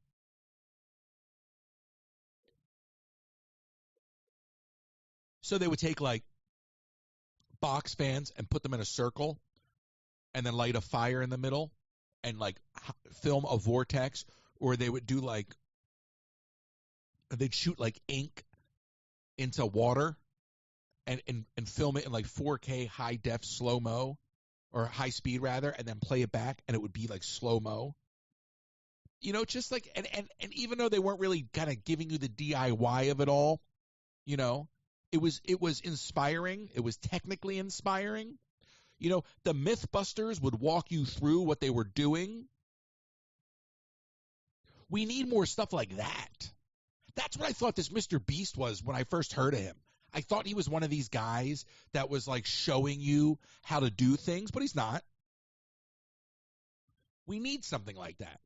And maybe I'm getting old, but I feel like there's nothing out there that inspires kids to create. You go around the theme parks. Do you know how many kids are in strollers being babysat by devices? I'm like, why aren't you out there? Like, let them out of the stroller and explore. You spend all this money. This is the place to let these kids touch and feel and explore. Let them fall down. Let them get dirty. Let them hug a character. Let them, whatever. And it's like, as much as I love technology, the negative impact on technology, the ability to have access to all this information, you would think in many ways would make us smarter as a culture, but it's really dumbed us down. You would think the access to information, YouTube University is one of the most amazing things. When I started my arcade business, I didn't know how to fix arcade games. I've never even told this story. I always wanted to own a Donkey Kong. I loved Donkey Kong. I grew up on Donkey Kong. I thought it was a super cool arcade game. So I find a guy on like OfferUp or Craigslist. And he has a Donkey Kong. How much do you want for this Donkey Kong? $400. Okay. And you're going to deliver it? Yeah. The guy never shows up. And I'm waiting for him. He has my address. I don't like dealing with people off the internet like this. You're just inviting some stranger over. My move is I always give them the address across the street in case they're crazy. All right? So I don't even do this stuff anymore because I just don't want to. It's not worth it to me. If I can't sell it on eBay, forget about it. So this is in California. So anyway, so this guy messages me that his truck breaks down, and I think he's full of it, right? Like, I'm like, I don't believe this guy. Where is he? My truck broke down. And then he sends me a picture. He's stuck in a gas station parking lot. And he's got the Donkey Kong on the back of a pickup truck, and he's plugged it in somewhere at the gas station, and he's standing on the back of the pickup truck playing Donkey Kong. And I'm like, this is fantastic, but are you coming? Right? Well, I think the guy never shows up. It turns out not only is the guy homeless, okay, sleeping in his car, but he wound up on my street in the middle of the night with the Donkey Kong, sleeping in his car. So I wake up in the morning and realize that the guy's there. I don't know what time in the middle of the night he finally got his car running and shows up. How weird, right? Now I feel like this is strange. This is just all weird. Finally, I go talk to the guy, and he opens up the back doors to his truck, and he's got like a closet in there. I mean, literally like a hanging rack of clothes. I'm like, oh my gosh, this poor guy's living out of the truck, but he needs the money. So I buy the Donkey Kong. I think when it was all said and done, I got it for $360. I think I saved $40 because he just wanted it gone, and I was a little sketched out, and it's whatever. So $360. I take the Donkey Kong. I roll it into my garage. I plug it in. There's no sound. There's no sound. I bought this arcade game and it's broke. It can play, but there's no sound. I don't know. I'm a technical guy. I don't know anything about how arcade games are set up. And I have no clue. So I open it up and I'm looking. And I'm just looking to see if I can notice anything obvious. And I'm like, oh, one of the wires on the speaker isn't plugged in. Little slip-on connector. So I reach up, I pop it on, plug the game in. Oh my gosh, I've got sound, I've got audio. In my mind, I just fixed the arcade game. All I did was plug the speaker back in. Okay? That got me on YouTube to understand how to fix whatever the next problem was with the game, the power cord or the joystick switches, whatever, the button, whatever, right? And then then I buy the next game. And then I'm back on YouTube. And it was my education from that Donkey Kong on YouTube that went from one Donkey Kong machine to a garage filled with 6 games, all right, to getting into a business relationship with a guy that's been doing it for like 50, 60 years and having a garage filled with like 20 games, thinking that was like the most games I'd ever seen in one place outside of an arcade, to winding up in a 5,000 square foot warehouse with 200 machines. So many arcade games crammed into a warehouse that we're walking on the roof of the machines. So many arcade games that we used to walk across the top of them to find the one we were looking for. We called it the stack. I got 2 more warehouses out of that. YouTube University. I went from not knowing how to fix the game to figuring out the first thing, to learning how to do the second thing, to owning 6 games, to owning a couple dozen games, to 12,000 square feet of warehouse, all because of YouTube University. There's so much information out there that we don't allow ourselves to absorb. There's so much that we can teach ourselves through the internet, but we spend so much time scrolling and trolling.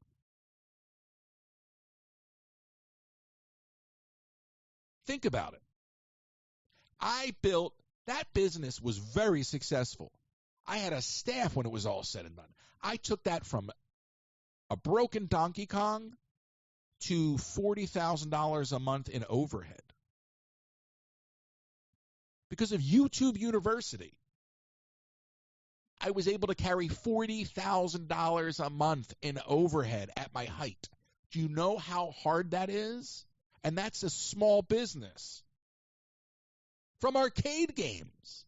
birthday parties. I'd have 2, 3, 4, 5, 6 parties a weekend on top of sales, on top of rentals, all because I learned on YouTube how to fix arcade games.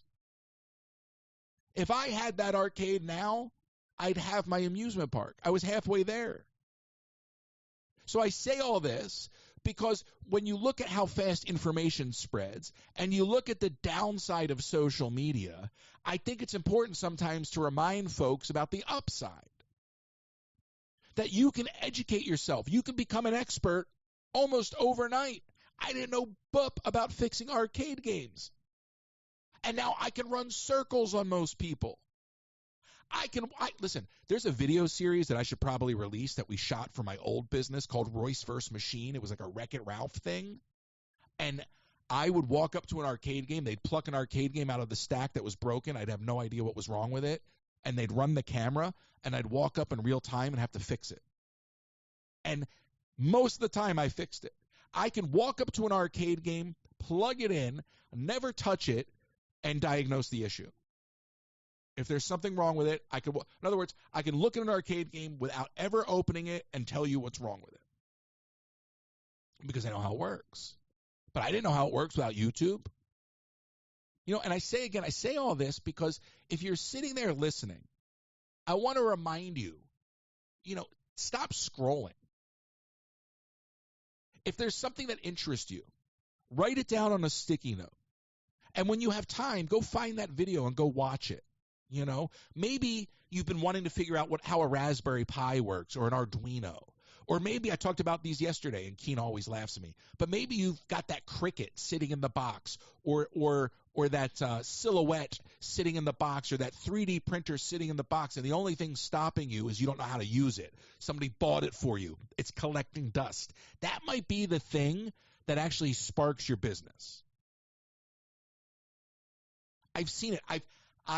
I have the good fortune to have caught lightning in a bottle several times throughout my life. There are patterns to it, okay? And sometimes the only thing holding you back is you. The information is everywhere. You don't even need to pick up a manual and read it anymore. You can go watch a YouTube video, and somebody will take you through the step-by-step procedure of setting up something. And before you know it, you're off to the races. And I talked about this yesterday. It is very, very easy in today's world to put technology to work for you. That's why I'm so fascinated by STEAM and STEM. We never used to have terminology for it. We used to call it tinkering. When I was a kid, I would tinker. I'll never forget. I was a little kid. I would trash pick in my neighborhood. My parents would think I was crazy. But I would go find a transistor radio, like an old school transistor radio in my neighbor's trash because it was broken. I'd plug it in, it was broken. I would take it apart and put it back together, and it worked. And I wouldn't even know what I did to make it work other than putting it all back together and probably seeding the connections,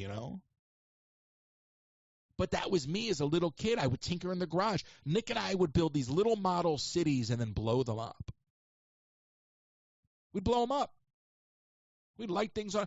I remember wanting to do my own special effects, and I used to do plaster molds and use liquid latex to build rib cages or puppets. And I remember having a kid in my garage, and we covered his chest in plaster to make a fake chest that we could rip open. You fill it with pizza, and you rip it open, and now you got the effect that, like zombies are eating the guy's stomach. We would watch these behind-the-scene movie magic shows, and then we would go replicate the effect. We wouldn't even make a little short film. We would just tinker in the effects. Just tinker in the garage. So I encourage that, both for adults and kids. Old Epcot played into all that stuff. Old Epcot was so inspiring that way. But I really encourage you, whatever that thing may be. YouTube is such a great resource. I can't stress that enough. I built a multi-million-dollar business off of YouTube. I took every penny from that business and poured it back in. All right. I mean, we were printing money at the height of that business. That YouTube video that taught me how to fix arcade games, it was more than one. Those YouTube videos that taught me how to fix arcade games, at the height of 12,000 plus square feet of warehouse, I had clients like Google. I had Facebook paying me. You know how cool it is to get 40 grand from Facebook? Now, granted, it paid my bills. I needed that client. You know, that was the name of the game.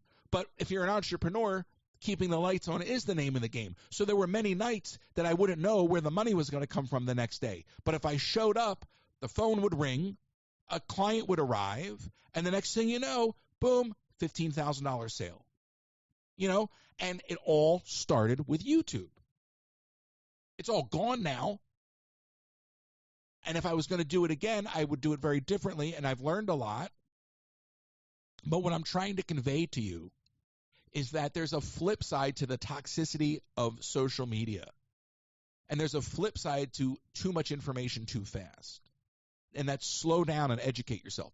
As soon as you stop learning, that's when you've given up. That is over. It's game over. As soon as you stop learning, it's game over. Because it doesn't afford you the opportunity to try new things and take chances and take risk. You know, that's what bums me out is most people are so stuck in their 9-to-5s, they're never going to take that risk. I've had the good fortune many times in my life to take the risk. And every single time it's paid off. But there's been many times where I've come right up to the edge, where it's all been on the line. And I talked about this with Walt Disney, you know. He would take every single penny from whatever movie hit and pour it right back into the company. You know, everything. He was always on the line. Now, I'm not saying that everybody has to operate that way, but I am saying that you're all sitting on opportunity. And I want to remind you that you're all sitting on opportunity. The internet is a vessel. Okay, it is a sales vessel. It is an educational vessel. It is so much more than social media, and I just wish people would use it as such. So dust off that box this holiday season, whatever it is, and tackle that project. All right, let's go to the phones. You're on the air. Who's this? It's Laura. Good morning. Connecticut, Laura? Hello? Huh? Yeah. Oh. Yes. Shalom. I was just calling because I was mentioning or thinking about, you know, Emily Calandrelli at all? She was just on Blue Origin last Friday. Are you calling from a soup can? No, I'm in my AirPods. You're what? Can you hear me? I mean, it's just very muffled. I have my headphones on. Yeah. Are they wireless headphones? Yeah. Yeah, that's why. Yeah. Can we drop those? Well, it's Laura. I got to give her a hard time. It's nice to talk to you. All right. So let me mute that. Thank you for blowing the levels. So what are you saying to me? Is that better? Maybe. What are you saying? Is that better? Yeah, much better. No. Do you know Emily Calandrelli? She was on Blue Origin last Friday, and she has a show on Netflix, Emily's Wonder Lab, and she actually was like a STEM major, and she's just like a great resource for the kids. They love her shows, and so she actually went on the Blue Origin flight last Friday, and the kids just like had a field day watching her after, you know, watching all her experiments and everything that, you know, she's shown in the shows, and then seeing her go up in space. So there's obviously good people out on YouTube now that are good examples for the kids. And obviously STEM was not a major in college when I was there because I'm old. But just seeing the kids see her, it's a great like thing for them that there are those people that you were describing, not like the Neil deGrasse Tyson. Well, that's good to hear. And you know, I didn't even know who that was. And obviously, you know, they have a platform, they have an audience, And what's interesting about the media landscape today is that somebody like that can exist and not be a household name, be independently successful. Right. You know, that goes back to what I'm saying about, you know, opportunity and the world being flat and all the stuff that Thomas L. Friedman preaches. You know, because, you know, good for her. But unfortunately, when it comes to the household names, you got a nudnik like Neil out there blowing hot air. So, well, yeah, at least she's well known with, you know, the kids. Her name is like the Space Gal, and I even did I got a cameo for one of my daughter's birthdays a couple of years ago. You know, which like blew her away that, you know, she was like talking directly to her. Good. So I think at least, you know, there are those out there starting, you know, reaching out to the younger generation. Now your daughter's into all the STEAM and STEM, so we were talking about the robots at one point. Yes. Have you pursued that? Yes. Not yet. One of them is going to be on her Christmas list because I need ideas for her. Oh, you don't have Hanukkah? So if you could think of other stuff. Well, that too. But so you celebrate Hanukkah and Christmas? Yeah. Is it 12 days of Christmas and 8 days of Hanukkah? Not 12 days of Christmas. That would be 20 days of gift giving. We're figuring out. They're still very young, so we're trying to figure out the best way to go forward as far as all the gifts and stuff. Wait. But who's the goyim? My mom. Your mom? So I grew up celebrating both. So how do you know Yiddish? My mom's whole family is so, but we all have married people that are not Jewish. Yeah. My dad's not Jewish, so. My dad's not Jewish either. Just kind of figuring out that balance. Yeah, no, I was just wondering like the lineage because the Yiddish came from my grandmother. So like growing up, my mother couldn't speak Yiddish, but she understood Yiddish. But my grandmother would speak Yiddish. Okay. So I got like a little bit of both. Yeah, there's definitely some words. I mean, it's not like full on, but. Yeah, but I can understand But like the younger one is like, 8 extra gifts. And I'm like, okay, it's not just about that, but you're only 7. So it's so like funny. Trying to explain, you know, well, look, that whole side of it. I don't want to ruin whatever holiday that this gift is going to go under. But if it's the thing we talked about, that's very cool and it's very exciting. And the other thing I would look into, just overall, and this is to anybody listening, and this is not new stuff, by the way, but it might just be new to you, right? Look at Arduino. I don't even know if I have an Arduino on my Amazon store. If somebody reminds me, I'll add it. But the Arduino, I think it's like $25. I haven't bought one lately. The Arduino is a little tiny programming board, and you can plug stuff into it. And it's more sophisticated programming than some of the stuff that we were talking about. Okay. Right. But it is the backbone for a lot of really cool stuff. If you saw that veggie fruit video I made the other day. Yes. That board is powered by Arduino. So what I didn't describe, and I'll maybe do a follow-up video, is that little board basically on the side of it has a dozen different sensors that using the Arduino software, just by changing the numbers in the line of code, you can change the power of the pads. So now each one of those contact points on that board can go from being a touch sensor to a proximity sensor. And then when you wire it up to something like a piece of fruit that will function as conductive, then suddenly you can make the fruits and the vegetables talk. And that's what I did.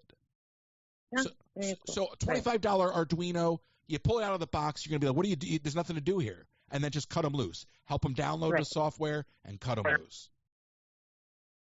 That's cool. Yeah, she'll love that. She's very much into engineering. She says she wants to be a chemist, but she's always been into science and tinkering and playing with everything. So we're just trying to kind of show her what's out there. Now, how old? 7? Obviously, a lot more than. No, she's 9. So, yeah. But there's obviously, I played with a lot of Legos. I was always into science, but there's a lot more offered nowadays. You're in Connecticut, right? Yes. Okay. And I know it can get a little crazy up there, so I got to ask. would you let your kids draw on the walls? On the wall? Yeah, well, like, would you let your kids color on the walls, or would you have a fit?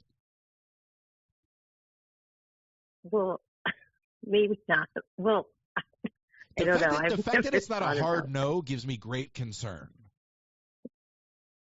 No, I mean, no, they have a lot of paper.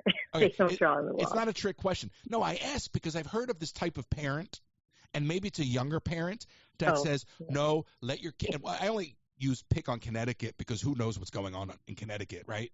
But, so anyway, I've heard these stories. No, we're a paper family. My mom's friend's kid's wife, okay, you can imagine that relationship, all right, lets her kids draw on the walls. They bought a brand new house, and she says it's free expression. So that the kids are just drawing all over the walls. No, not in our house. I mean, it's not museum quality architecture digest, but they have all the paper they want to draw on. If your child is Banksy, I'll make the exception. But like just drawing skibbity toilet on the wall, no. No. I will say my younger one, all she does is draw. So like she wants to be an artist, an illustrator, and she does great drawing. She's the one that sent you the Joe Coconut drawing that she free-handed at 6. So it's like we couldn't have enough paper in the world for her. But no, even she doesn't get to draw on the walls.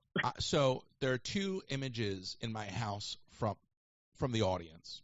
One is the hand drawing of Joe Coconut from Maddie at age 6. Mm-hmm. That is under a magnet on my whiteboard in my hallway downstairs by my kitchen. So every day I pass the picture of Joe Coconut. And then upstairs is this brilliant piece that Alicia did of Pongo made out of different colored duct tape. Yeah. So there's representation from the audience upstairs and downstairs. Some real talent out there. And at 6, this kid drew Joe Coconut. And it's on the wall. And sometimes, Laura, sometimes if I walk past the whiteboard too fast, I create a little wind. And I'm not saying I'm passing gas. I'm just saying, like, I create a little wind, like physics. And then the magnet falls off, and then the picture of Joe goes flying, and then I go, Laura. I don't actually do the Laura part, but every other part of that story is true. It'll fall off, and I'll pick them up and put them back. But I don't actually like say her name out loud. I will now. To hear that. Yeah. No, she's great drawing, great drawer.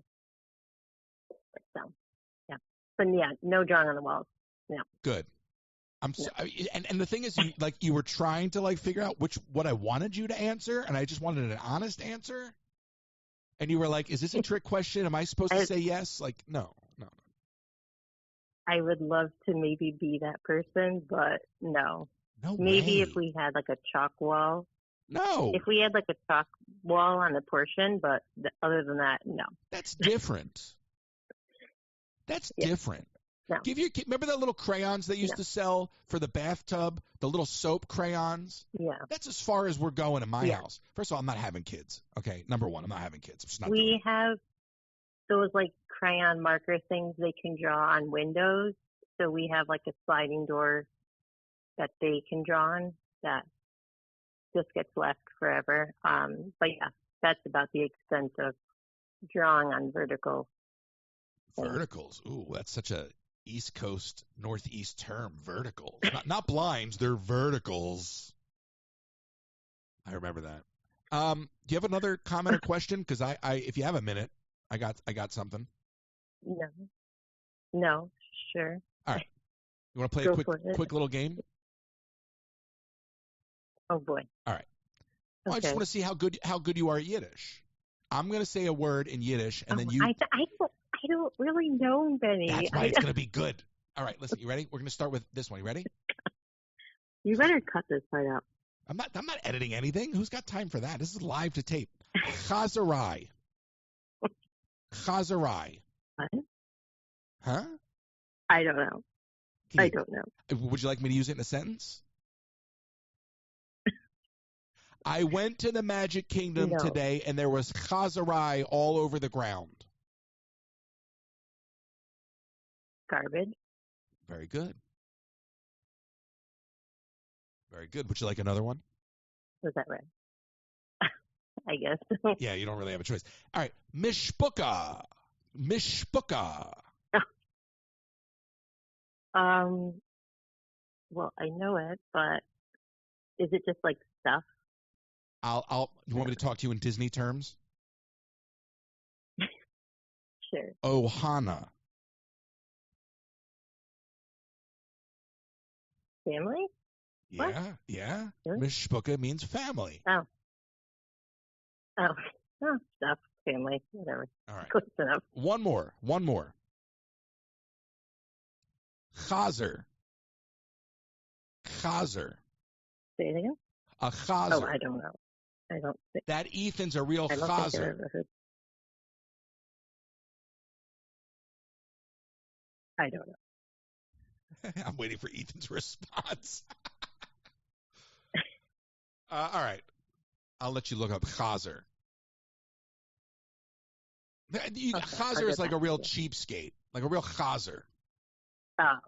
He's schwitzing. Okay. He's schwitzing. All right, bonus one. Do you know schwitzing? Yes, sweating. Yeah. Because you're currently schwitzing during this call, right? I appreciate you, and I'm never calling it again. Listen, what happened? What happened with the Wicked dolls? Oh, I think we'll just get rid of 2 of them. We didn't even show them, but they don't need 2 of each. Do they have the link on the back? Yeah. I hate that people were saying it's a link. It's not a link. It's text. Yes, it has the correct wrong website. And when you click it, does it open up a website? Yes, I tested it out. Oh, my God. I mean, I didn't go further. I'm joking. It's not a link. Everybody was calling it a link. You can't click it. It's text on a box. It's a part of the barcode. No. You can't. It's a website. It's just a website, yeah. Oh, my God. And the news. The news thinks we're so stupid. The news. Yeah. Yes, I typed it in to make sure that was the wrong one. That's smart. Now it's in your browser history. You can dispose of the product if you don't want your child to get the... First of all, what child is picking up a Wicked doll, looking on the back and going, oh, I would love more information about this motion picture. Let me consult the website. Like, what child is going, I'd really like to know more about Wicked. I think I'll go to the website. I don't know. Not my kids. I digress. Do you have anything else to say to me?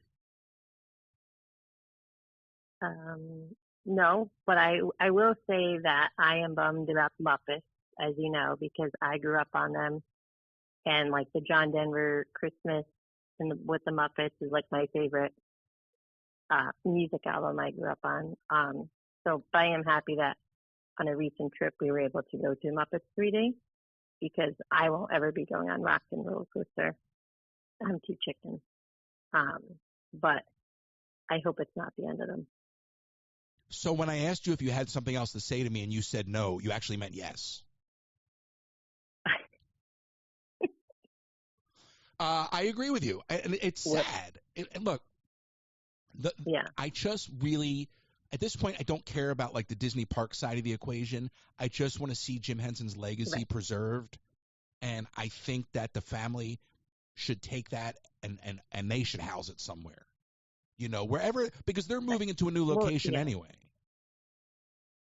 Right. Well, even they have, I don't know, Fraggle Rock I grew up on. That was like my favorite show. But there's these stuffed toy Slumberkins.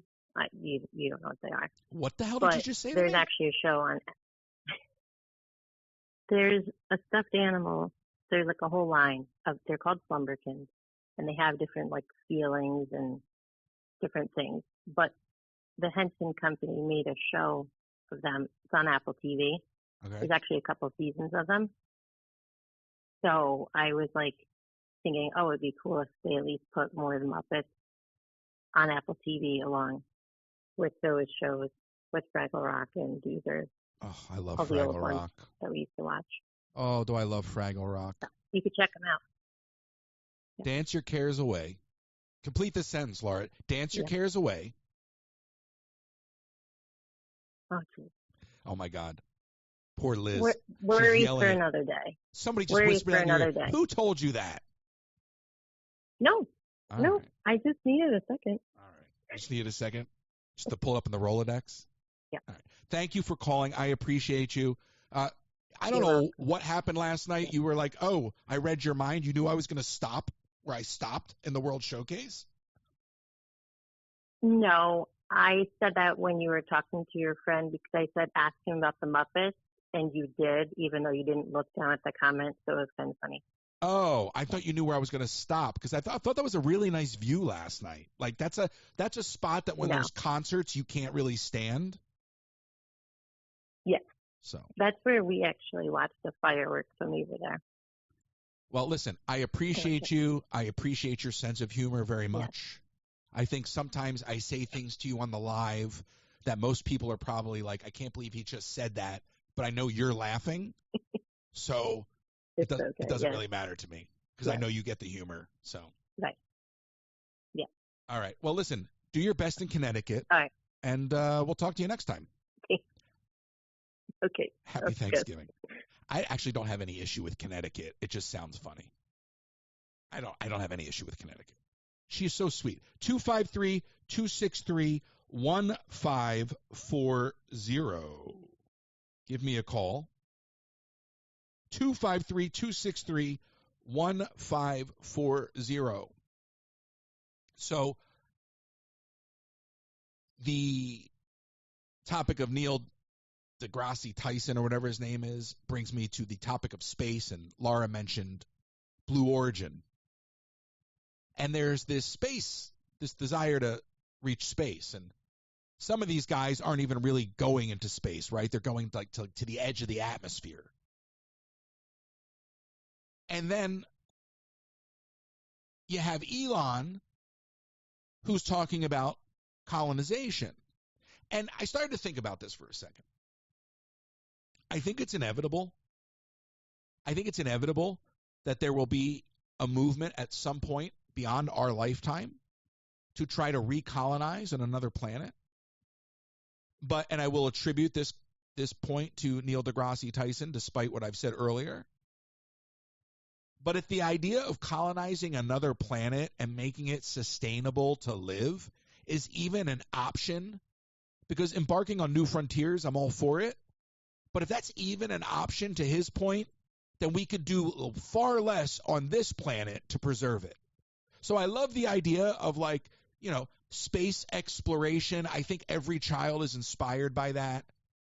NASA used to kind of be very inspiring with that stuff. I don't think they really are much of a thing these days. I think kids are looking towards SpaceX and Blue Origin and maybe even what Virgin did. These are kind of like stunts. Let me go to the edge of space. But I do think that there will be a movement at some point beyond our lifetime where folks will attempt to recolonize, much like you're seeing people leaving Twitter for Blue Sky. There will be a movement one day where people will try to leave and go somewhere else. We've seen people try to leave cities and go to the futuristic cities of tomorrow, or leave wherever their community may be and go to something different, right? It happens whether it's virtual or whether it's real. But I do believe at some point there will be people that will attempt to make that move one day. Whether that works out well for them or not is another story. But there's always people trying to push boundaries. So I'm not going to sit here and say that I don't think that we should be exploring new frontiers. I think much like the actual frontier, the American frontier, that I think that opportunity should be considered limitless and that we should encourage exploration. So I'm all for that. But the notion that we are going to, and it's a bit heady, but the notion that we are going to somehow ruin this planet and go to another planet one day, okay, and somehow survive there is just absolutely ridiculous. I'm old enough to remember when global warming was a phrase in the textbook and it wasn't a political statement. You know? So I just find it fascinating. I find the space race fascinating. I find the conversation about colonization fascinating. You know, movies have always talked about these subjects. Does anybody remember the movie Logan's Run? One of the most fascinating things to me about Logan's Run is the reveal at the end. And spoiler alert, because the movie came out the same year as Star Wars, more or less, completely overshadowed by Star Wars.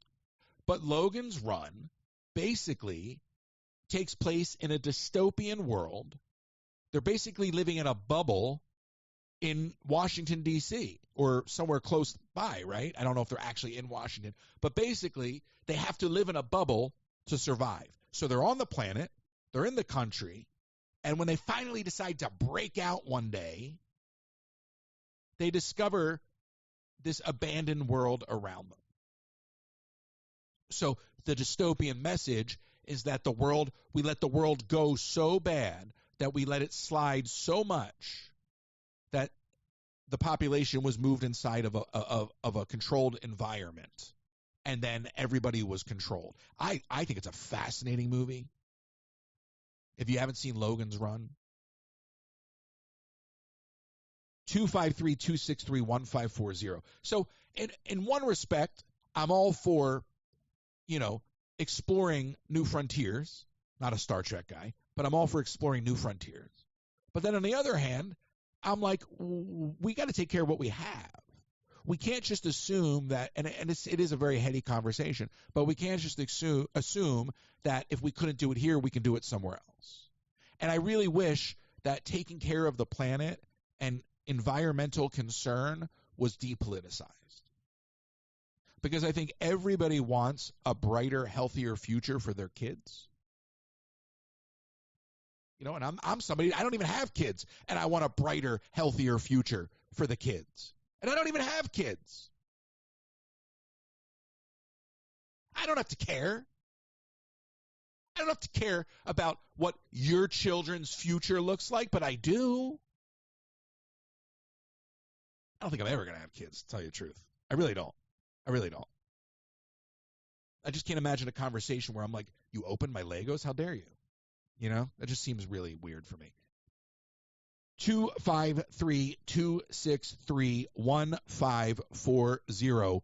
Give me a call. We talked a lot about the Muppets yesterday, a little bleed over from yesterday's conversation today. I love that. I want to hear from you. We were talking about underserved Disney characters earlier in the show. Is there a character or a story that Disney is sleeping on that you would like to see utilized more, whether it's in merchandising, whether it's in the parks, or in television and feature film? My picks: Mary Poppins, Darkwing Duck, Oswald, although I don't think Oswald is, some unlocked revenue stream. I do feel that way about Roger Rabbit, okay? I do feel that way about the Rocketeer. I think the Rocketeer could do gangbusters because he's a superhero. I also think Gizmo Duck. We didn't talk about Gizmo Duck. Gizmo Duck would be another great character. Where's Gizmo Duck?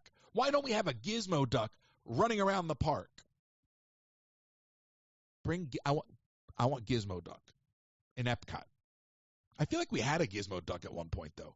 But, there are characters that Disney could be leveraging, right? So there's two sides to the conversation. There's the characters that they're not leveraging. And then there's the characters that they're running into the ground and failing to pursue original storytelling, right? So what I said earlier is take a little bit off the shelf, monetize them, not all of them, take a few characters off the shelf, take a few properties off the shelf, monetize them, take a fraction of that revenue, and invest it in original storytelling. Pixar used to be original storytelling. I remember when Pixar was a hit factory. Pixar couldn't put out a bomb. It wasn't until Disney took over Pixar that they started to lose their luster, their sheen, their shine. When Pixar was a wholly independent organization, it was a hit factory. But it was Disney. Okay, and if you remember the early deals, the very early Pixar deal with Disney was no sequels, or at least it was no direct-to-video sequels. Sequels were a huge part of the deal. I remember that. I think it was no direct-to-video sequels. I think that was because Disney was doing tons of direct-to-video sequels. But Disney acquired Pixar and turned it into a sequel factory. Pixar hasn't really been the hit factory that it used to be in the early days when Lasseter was there, when Stanton was there. That early stretch of films, that was a marathon. Toy Story and Bugs Life and Monsters, Inc. and Toy Story 2, which was in many ways better than the first one. You know, and like The Incredibles. I mean, they just had a run of hits. Finding Nemo. Just a run of hits. Those characters, for the most part, were not derivative.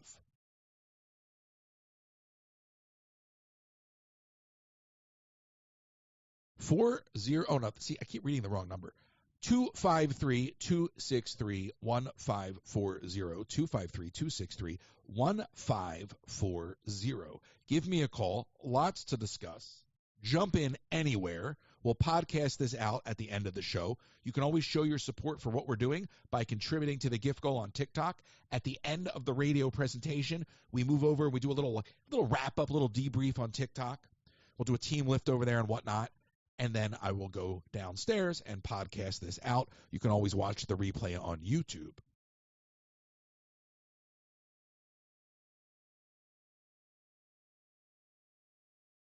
All right, I want to play this clip here. I hope it's the right clip. Now I don't even know. Now I don't even know if it's the right clip. All right, let me try this.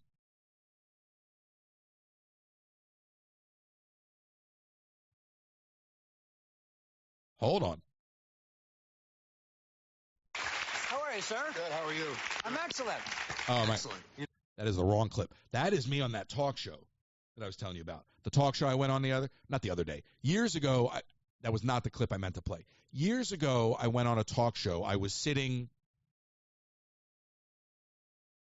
All right, now I'll just tell the story because I was going to play a clip of Brian Williams on Seth Meyers, but let me tell you this story because it's kind of silly. So that is a clip of me on the Greg Barron show that I mentioned the other day. And I loaded it up to play at a different time. And I didn't label these clips like a genius. So, story goes, I'm sitting in a room in L.A. with a bunch of actors. And two of these guys were from other countries. And they were like, well, we're just going to give L.A. a try for the summer. If we can get something going. I'm like, you're not going to get anything going in one summer in L.A., but good luck. So I'm hanging out with these guys, and they invite their buddy over, who is a real piece of work. And he's like one of these people where we're all hanging out, and he's like, you see this area on the floor? We're going to call this area the stage. And whoever's standing on this stage gets all of the attention in the room. And I'm like, oh, my God, please leave my house. Like, I don't want to hang out with somebody like this, you know? So I'm stuck with these people, all right, because it's their friend, all right? And now they're complaining that they can't get on TV. They can't get work. And this kid, the one that said this is the stage, the one that needed and craved the attention, saying he can't get on TV. And I'm sitting there as somebody that's been living in L.A. for years, just wanting peace and quiet. So on a whim, I did not expect to tell this story today, but on a whim, I go, oh, come on. Do you know how easy it is to get on television in this town? Do you know how easy? No, that was the Greg Barron show. Do you know how easy it is? I'm not that old. Do you know how easy it is to get on TV? And they go, oh, yeah, okay. I go, watch this. Back then, you could get on TV so easily. Craigslist was a great casting vessel for talk shows. So I open up Craigslist, and I find a talk show. And it says, do you want to profess your love to somebody you've been friends with? So I write, yes, oh my gosh, there's this girl. I've been friends with her for the longest time. We've been best friends. And I have these feelings. And I want to profess my love to her. I did not expect an email back within 10 minutes. They email me back. Next thing you know, these guys are hanging out, slamming beers, and I'm on the phone with the casting person from the Greg Barron show. And they're like, well, tell us a little bit more. And I tell them. And they're like, okay, well, great, we want to book you. So I walk back, and I'm outside at this point. I walk back into the house, and I go, well, I was just joking around, but I just got booked. I'm going to be on the Greg Barron show next week. This kid was so PO'd. So PO'd. I was doing it as a joke because I was tired of listening to him gripe that he couldn't get on TV as an actor. So I booked myself on TV within less than an hour, inadvertently, and there was no girl. So now I have to put out a casting call for a girl. And the girl that decides to do the bit with me, I never met. There's video for this, too. So playing the audio on the radio is probably not even the way to do this.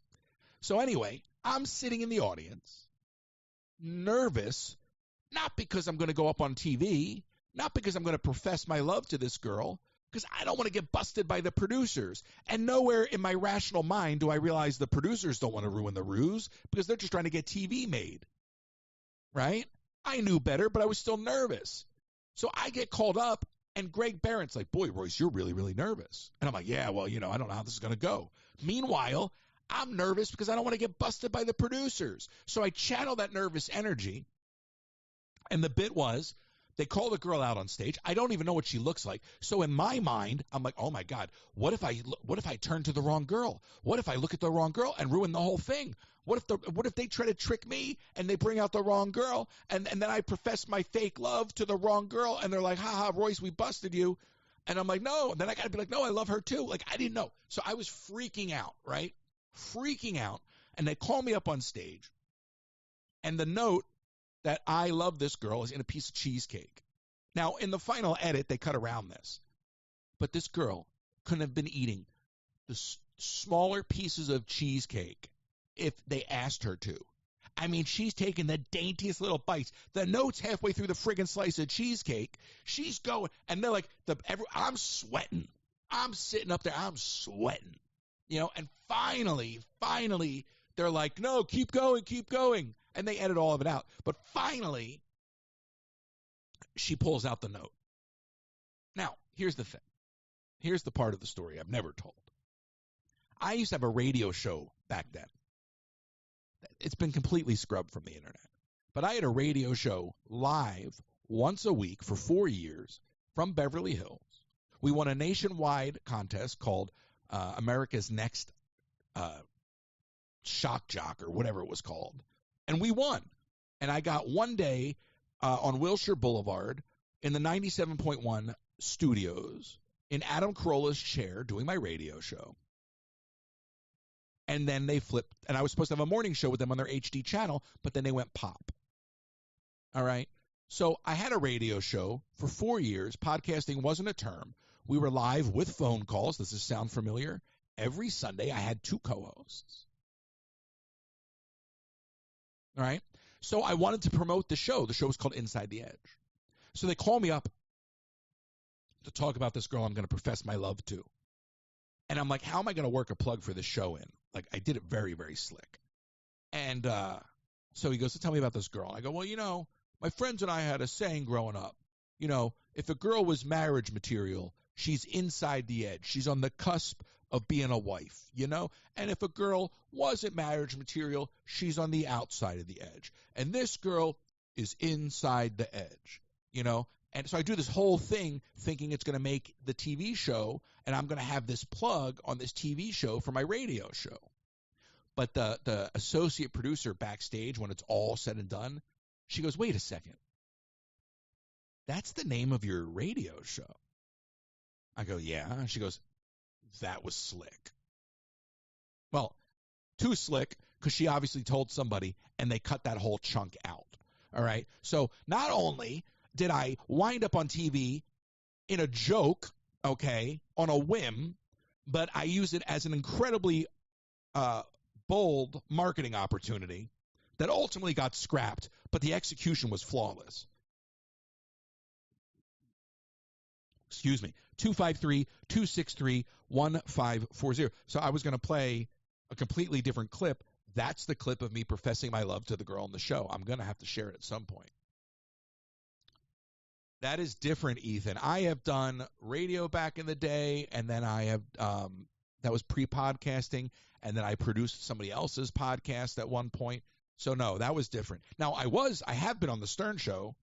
I see these are all clips I could play for you one day. Howard had me on in college to do the voice of Kermit, and then years later, I was on for something. I don't remember what. So there's always been a piece connected there, you know. And I grew up listening to the radio. So I love the radio. I love the ability to talk to the audience. That's why it's so important to me to have these phone lines. I could just do a single phone line, and there would be no cost associated with it. But this phone service that I signed up for, what I like about it is it gives me a bank of 5 callers. So if you call, you can stay on hold, hear the show like a traditional radio broadcast, hear the show on hold, and then wait to be picked up. I can merge calls. I just love it, right? It's real radio. So I say all of that because I played the wrong clip. The clip I want to play, all right, take 2. The clip I want to play is Brian Williams. Where is he? Is this it? See, I don't even know. I feel like this is it. An open letter to Disney World. That is not it. Is this it? Listen, goes, I could talk to you this about. That's Bill Maher. So is this it? That's the theme song to Joe Coconut. That's Kelly Clarkson. I don't even think the clip is loaded into the system. What do you think about that? Wow. This is where you need a producer, right? Like, you can only do so much. I don't even have how unprofessional of me. I got the Joe Coconut theme song. I have me professing my love to some girl I never met. I've got the Kelly Clarkson clip. I got the Ben Affleck clip from the other day, talking about AI. And then the Neil clip, which I refuse to play, and whatever else. What was this? An open letter to Disney. Ariana Grande. By the way, she's reading that so fast, it makes me hyperventilate. But you are on the air. What, Ellis? I didn't even get to say hello. Oh, sorry. Apology accepted. What do you think about? Hopefully they don't take away Happily Ever After, my favorite fireworks show. Huh? Happily Ever After in the Magic Kingdom. Ellis, are you going through a tunnel? Uh-huh. No. Oh, okay. Happily Ever After? Yeah, that's my favorite fireworks show. Right, but I mean, at some point they're going to take it away. No. What? Are you kidding me? If they take away, if they take that away, I don't know what's going to happen. I don't know. They better not take it away. Are you threatening the mouse? Am I threatening them out if they better not take away my favorite show? Or what? What are you going to do about it? I don't know. I'll do something. Oh, go on. I don't know. I don't know. Well, if they take away Happily Ever After, I'm going to boycott Disney. You will not boycott Disney. You will never boycott Disney. No, I won't. No, you won't. See how quickly that turned? So now you lied to me in front of everybody. So I'm not lying to you. No, listen to me. Inevitably, Happily Ever After will go away. Lying. Inevitably, Happily Ever After will go away. It will, because everything goes away. I don't want it to go away. It'll go away at some point in your lifetime. That's true. All right, let me ask you a question. But now I know. Let me ask you a question. Uh-huh. Yeah. You know the movie Sophie's Choice? No. I didn't think so. You have to choose. Ray goes away forever, or Happily Ever After goes away forever? I would say that I don't want to have. I wouldn't say Ray. You would or wouldn't say Ray? Yeah, because I love happily ever after. So Ray gets the axe? Yeah. Wow. Mark this date and time down. Tuesday, November 26, 10:46 a.m. So really? You're telling me that you love Happily Ever After more than you love Ray? Yes, that's my favorite fireworks show ever. I'm gobsmacked is really the word. That you would. Do you know what gobsmacked means?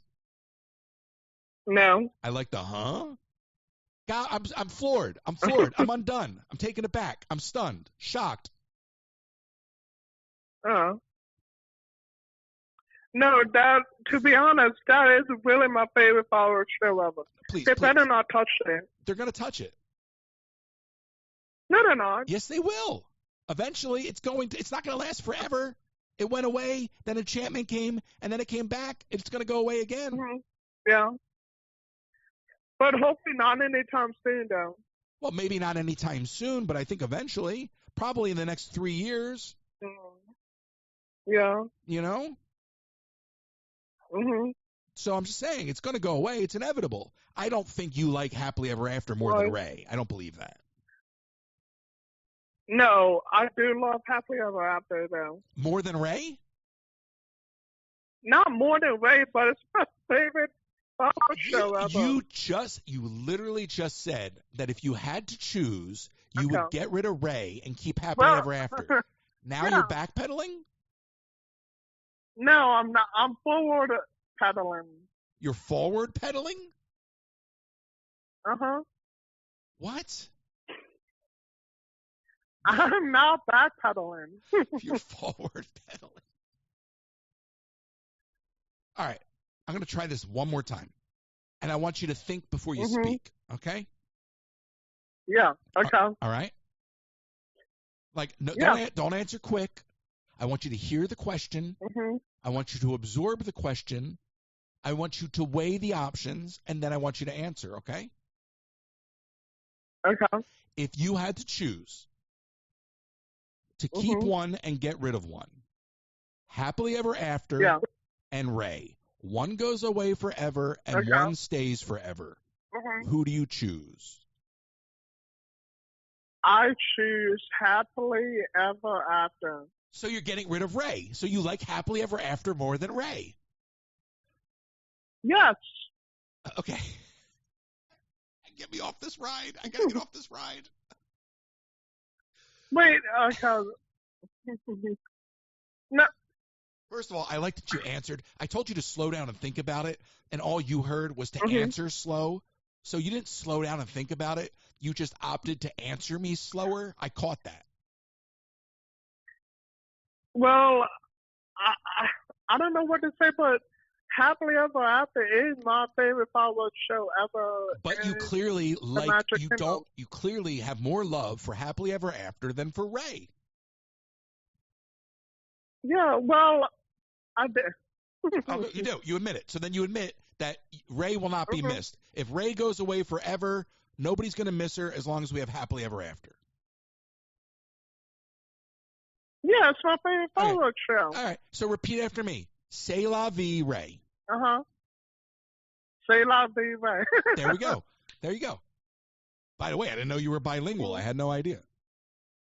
Look at you. I'm not bilingual. Now you are bilingual. You just said c'est la vie. Congratulations. Now, why? I don't even know what bilingual means. Well, it's like saying adios. Okay. Right? So why the hatred towards Ray? What happened? Nothing happened.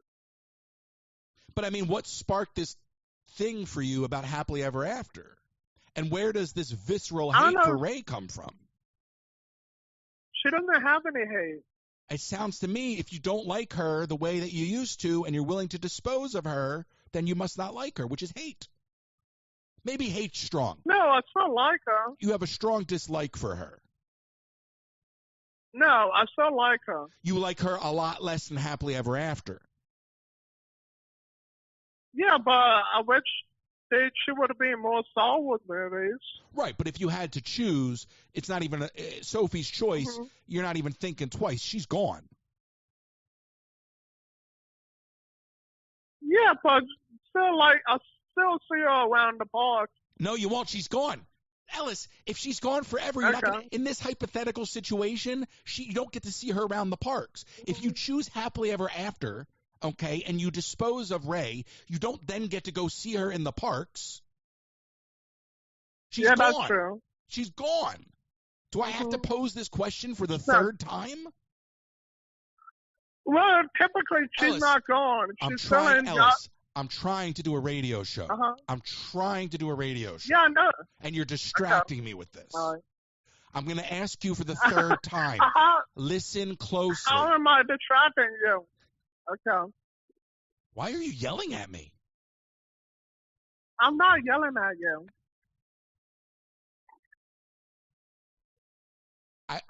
I'm one more time. One goes away forever. You'll never see it again. Happily Ever After or Ray. Yeah. One goes away forever. The other one stays forever. You will never see it again if you choose Ray. Who do you choose to stay? Who do you choose to leave?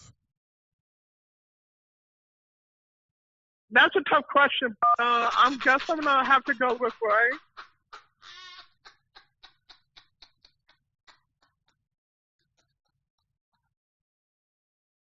Yes, I guess I'm going to have to go with Ray on that one.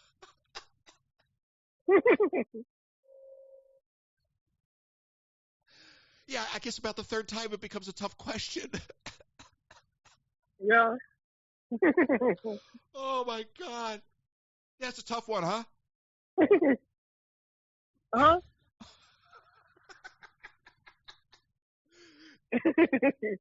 Do you have an answer? Yeah, I said I was going to go with Ray. Oh, my God. So, 2 out of 3 times Ray goes. 1 out of 3 times Ray stays. The data speaks for itself. Oh, my God, Ellis, Why? I have tears in my eyes. But don't get me wrong, I still love Happily Ever After, though. Don't get me wrong. Oh, I got you wrong. You are radio gold, my friend. Okay. That's a tough question. That's a tough choice. I asked you 2 times prior to that. Poor Ray. Poor Ray. She got you all those views, and you're just throwing her out like yesterday's old news. Yeah, she did. Oh, well. She served her purpose. She's gone. Oh, well. Now. Goodbye, Ray. No, she's not Adios, gone. Ray. Oh, she's not gone. Yeah, you Sophie's choiced her. You Sophie's choiced her. She's no, gone. I said. You did. I said. No. I said I choose Ray over Happily Ever After. Only one out of 3 times. So the data shows 2 out of 3 times you choose Happily Ever After. The data doesn't lie, and Disney is a data-driven organization. So, looking at the numbers, 33% of the time you chose Ray, 33.3% of the time you chose Ray, 66.6% of the time you chose Happily Ever After. Yeah. You know what I'm saying? Uh-huh. So, you really only like Ray 1/3 as much as you used to. Which begs the question, what did Ray do to you to lose 2/3 of your love? She didn't do anything to me. You just woke up and just gave up on her? No, I didn't give up on her. All right. Well, you don't love her like you used to. That's obvious. I wouldn't go that far. I would. I've got data. Ellis, I've got raw data. Yeah, you do. I do. The data doesn't lie. No, it doesn't lie. All right. Are we done here? All right. Yeah. Do you have any questions for me, actually, after all this? No, but I was just saying, I don't want them to touch Happily Ever After right now. I just think inevitably it's going to go away. I mean, these nighttime shows only last so long. Oh, okay. So I think you have to prepare yourself for inevitably that show being replaced. But look, Ellis, it was there once, it went away, and it came back. So you never know. Yeah, right. True. I liked Enchantment. Enchantment grew on me. At first, I didn't like it. I thought it was kind of a hodgepodge, but it grew on me. And they brought that back, you know? Yeah. But I haven't seen, huh? What? I was going to say, I haven't seen it lately on the stream lately. Well, I guess they haven't been doing it because of the Christmas parties. No, well, that's part of it, yeah. Now, Ellis, what is your take on the Muppets going away? Are you okay with that? I never grew up on the Muppets. You did or did not? Did not. Now, that's weird because you grew up on The Wizard of Oz. You were 10 years old when you saw it in theaters, but you somehow missed the Muppets. Yeah. Weird. But you can name every Three Stooge. Yeah. All right. Well, listen. You know how I feel about the Muppets. You don't really care. Do you like Monsters, Inc.? You excited for that? Yeah, I like Monsters, Inc. Okay. Good conversation. I'm excited for that door ride or whatever that was going to be. The door ride? You're excited for a ride? You don't even know what it's going to be? Well, like how they use the doors in the movie, like the sliding doors in Monsters, Inc. movie. They could be opening up a Monsters, Inc. restroom and you would be excited for it. Right? Right. Yeah.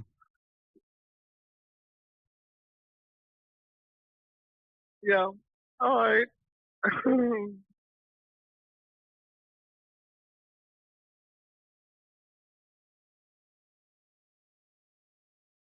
I'm going to go. That was a fun talk. Well, thank you, Ellis. Hello? I'm still here. Hello? Ellis? Hello? Ellis? He just hung up. What was that about? See what I do? Is I will stop talking and then just let him sit in quiet and see what thought bubbles up to the surface. That's why I went quiet. Just to see what happens next. Oh, my gosh. The gift of radio gold, 253-263-1540. I lost it when he said, that's a tough choice. That's a tough choice. Oh, my gosh. I still feel like I have tears on my cheeks. All right. It has been a great show. We're going to do some ads real quick, and then we'll go to the phones, and then we'll wrap this up. We're slowly approaching the 3-hour marker. All right, so let's go do some ads, and then let's go back to the phones.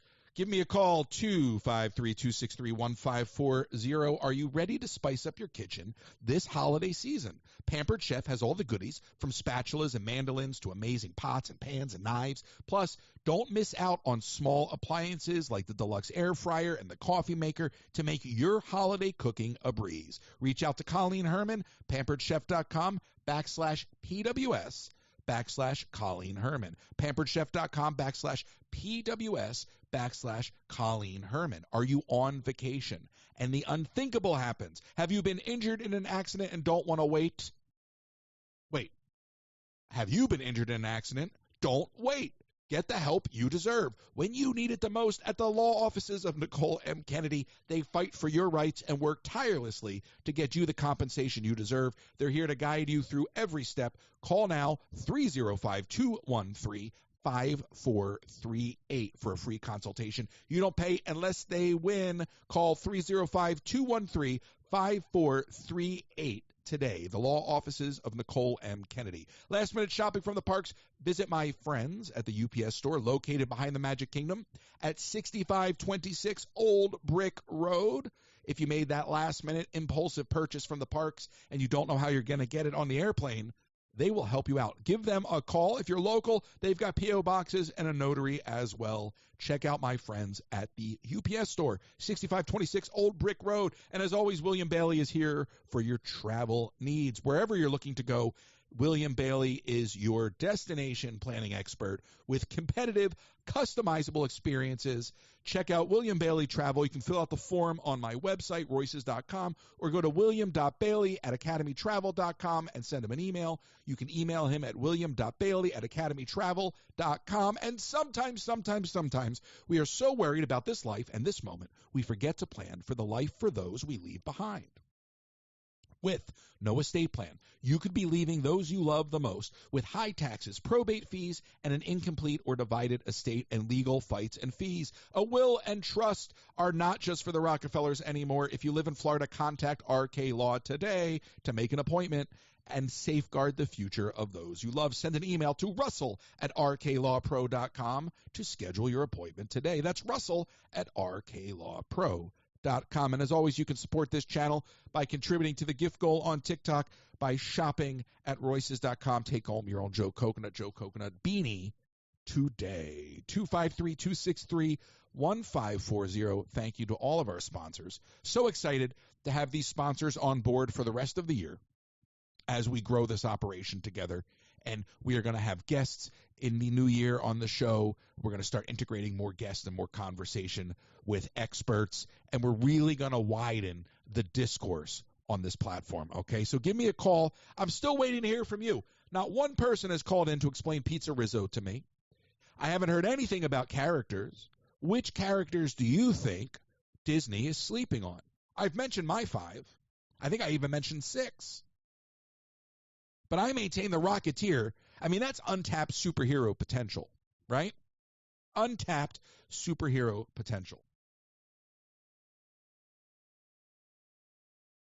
We're going to Thanksgiving, and I want to remind you one last time on today's show that it's never too late to help your community or to help those in this community.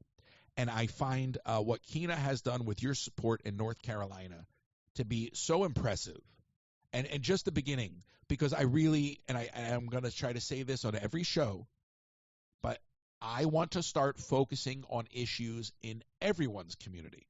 This is just an example of what we can do together.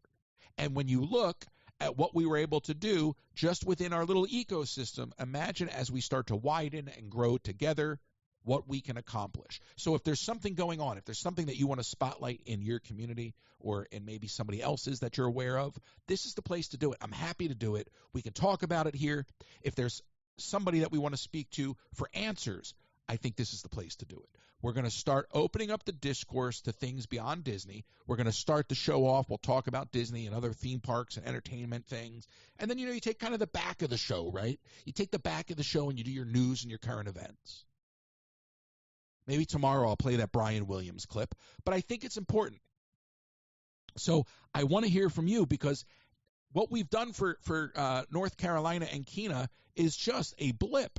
I mean, amazing to raise thousands of dollars to help those in need. And it will go a long way, but it only scratches the surface at the same time. So I just love the idea of taking this group, of taking those that really do care, okay, and harnessing that. I'm always going to harp on the themes of this show. And I really do believe pulling people towards the center and having open, honest discourse, even when it's difficult, is just incredibly value in this climate that we live in. And I don't care if you call in to discuss something that I don't agree with. I don't care if you call in to tell me I'm wrong. I don't care if you call in to challenge something that I said. I think it's really, really important to be that vulnerable. So I'll sit here and opine all day long and tell you how I feel on the state of Disney or react to something in the media. It doesn't mean I'm right. It just means I have an opinion. And I want to share my opinion with those that want to listen, in the hopes that maybe that sparks a larger conversation. That is my desire. That is my hope for this program. And we're doing it Monday, Tuesday, Wednesday morning. as this grows and evolves, if there's an opportunity to do more of these programs, we obviously do the podcast on the weekends with Kenzie that is pre-recorded, not live.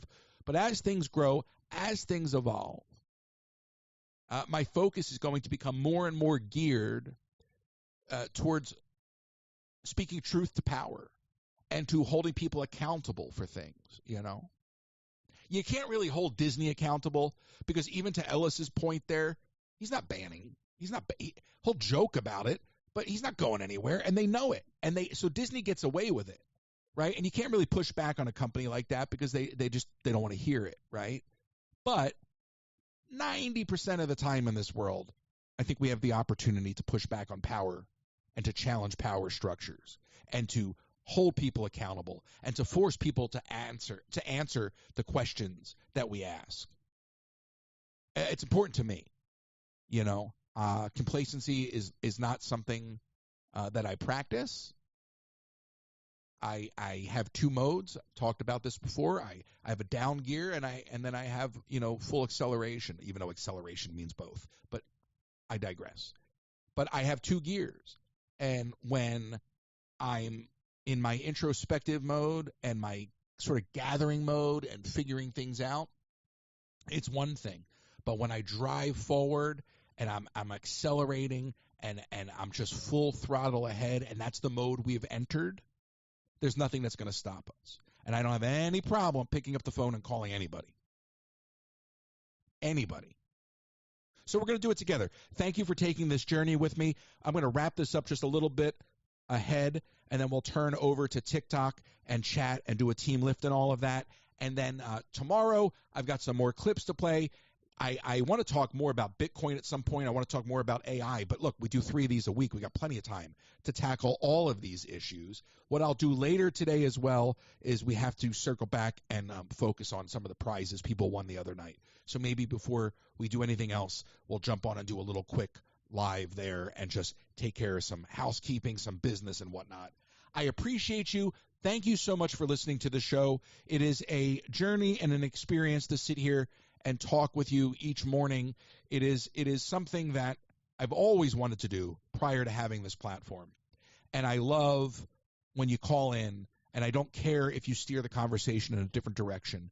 And I welcome you to challenge me with your thoughts, okay? It's not just me, right? It's not just me talking. It should be a conversation. So lots to come. I will see you later. I will see you on the air tomorrow morning. If I don't see you, have a happy Thanksgiving, and I appreciate you so much. Thank you.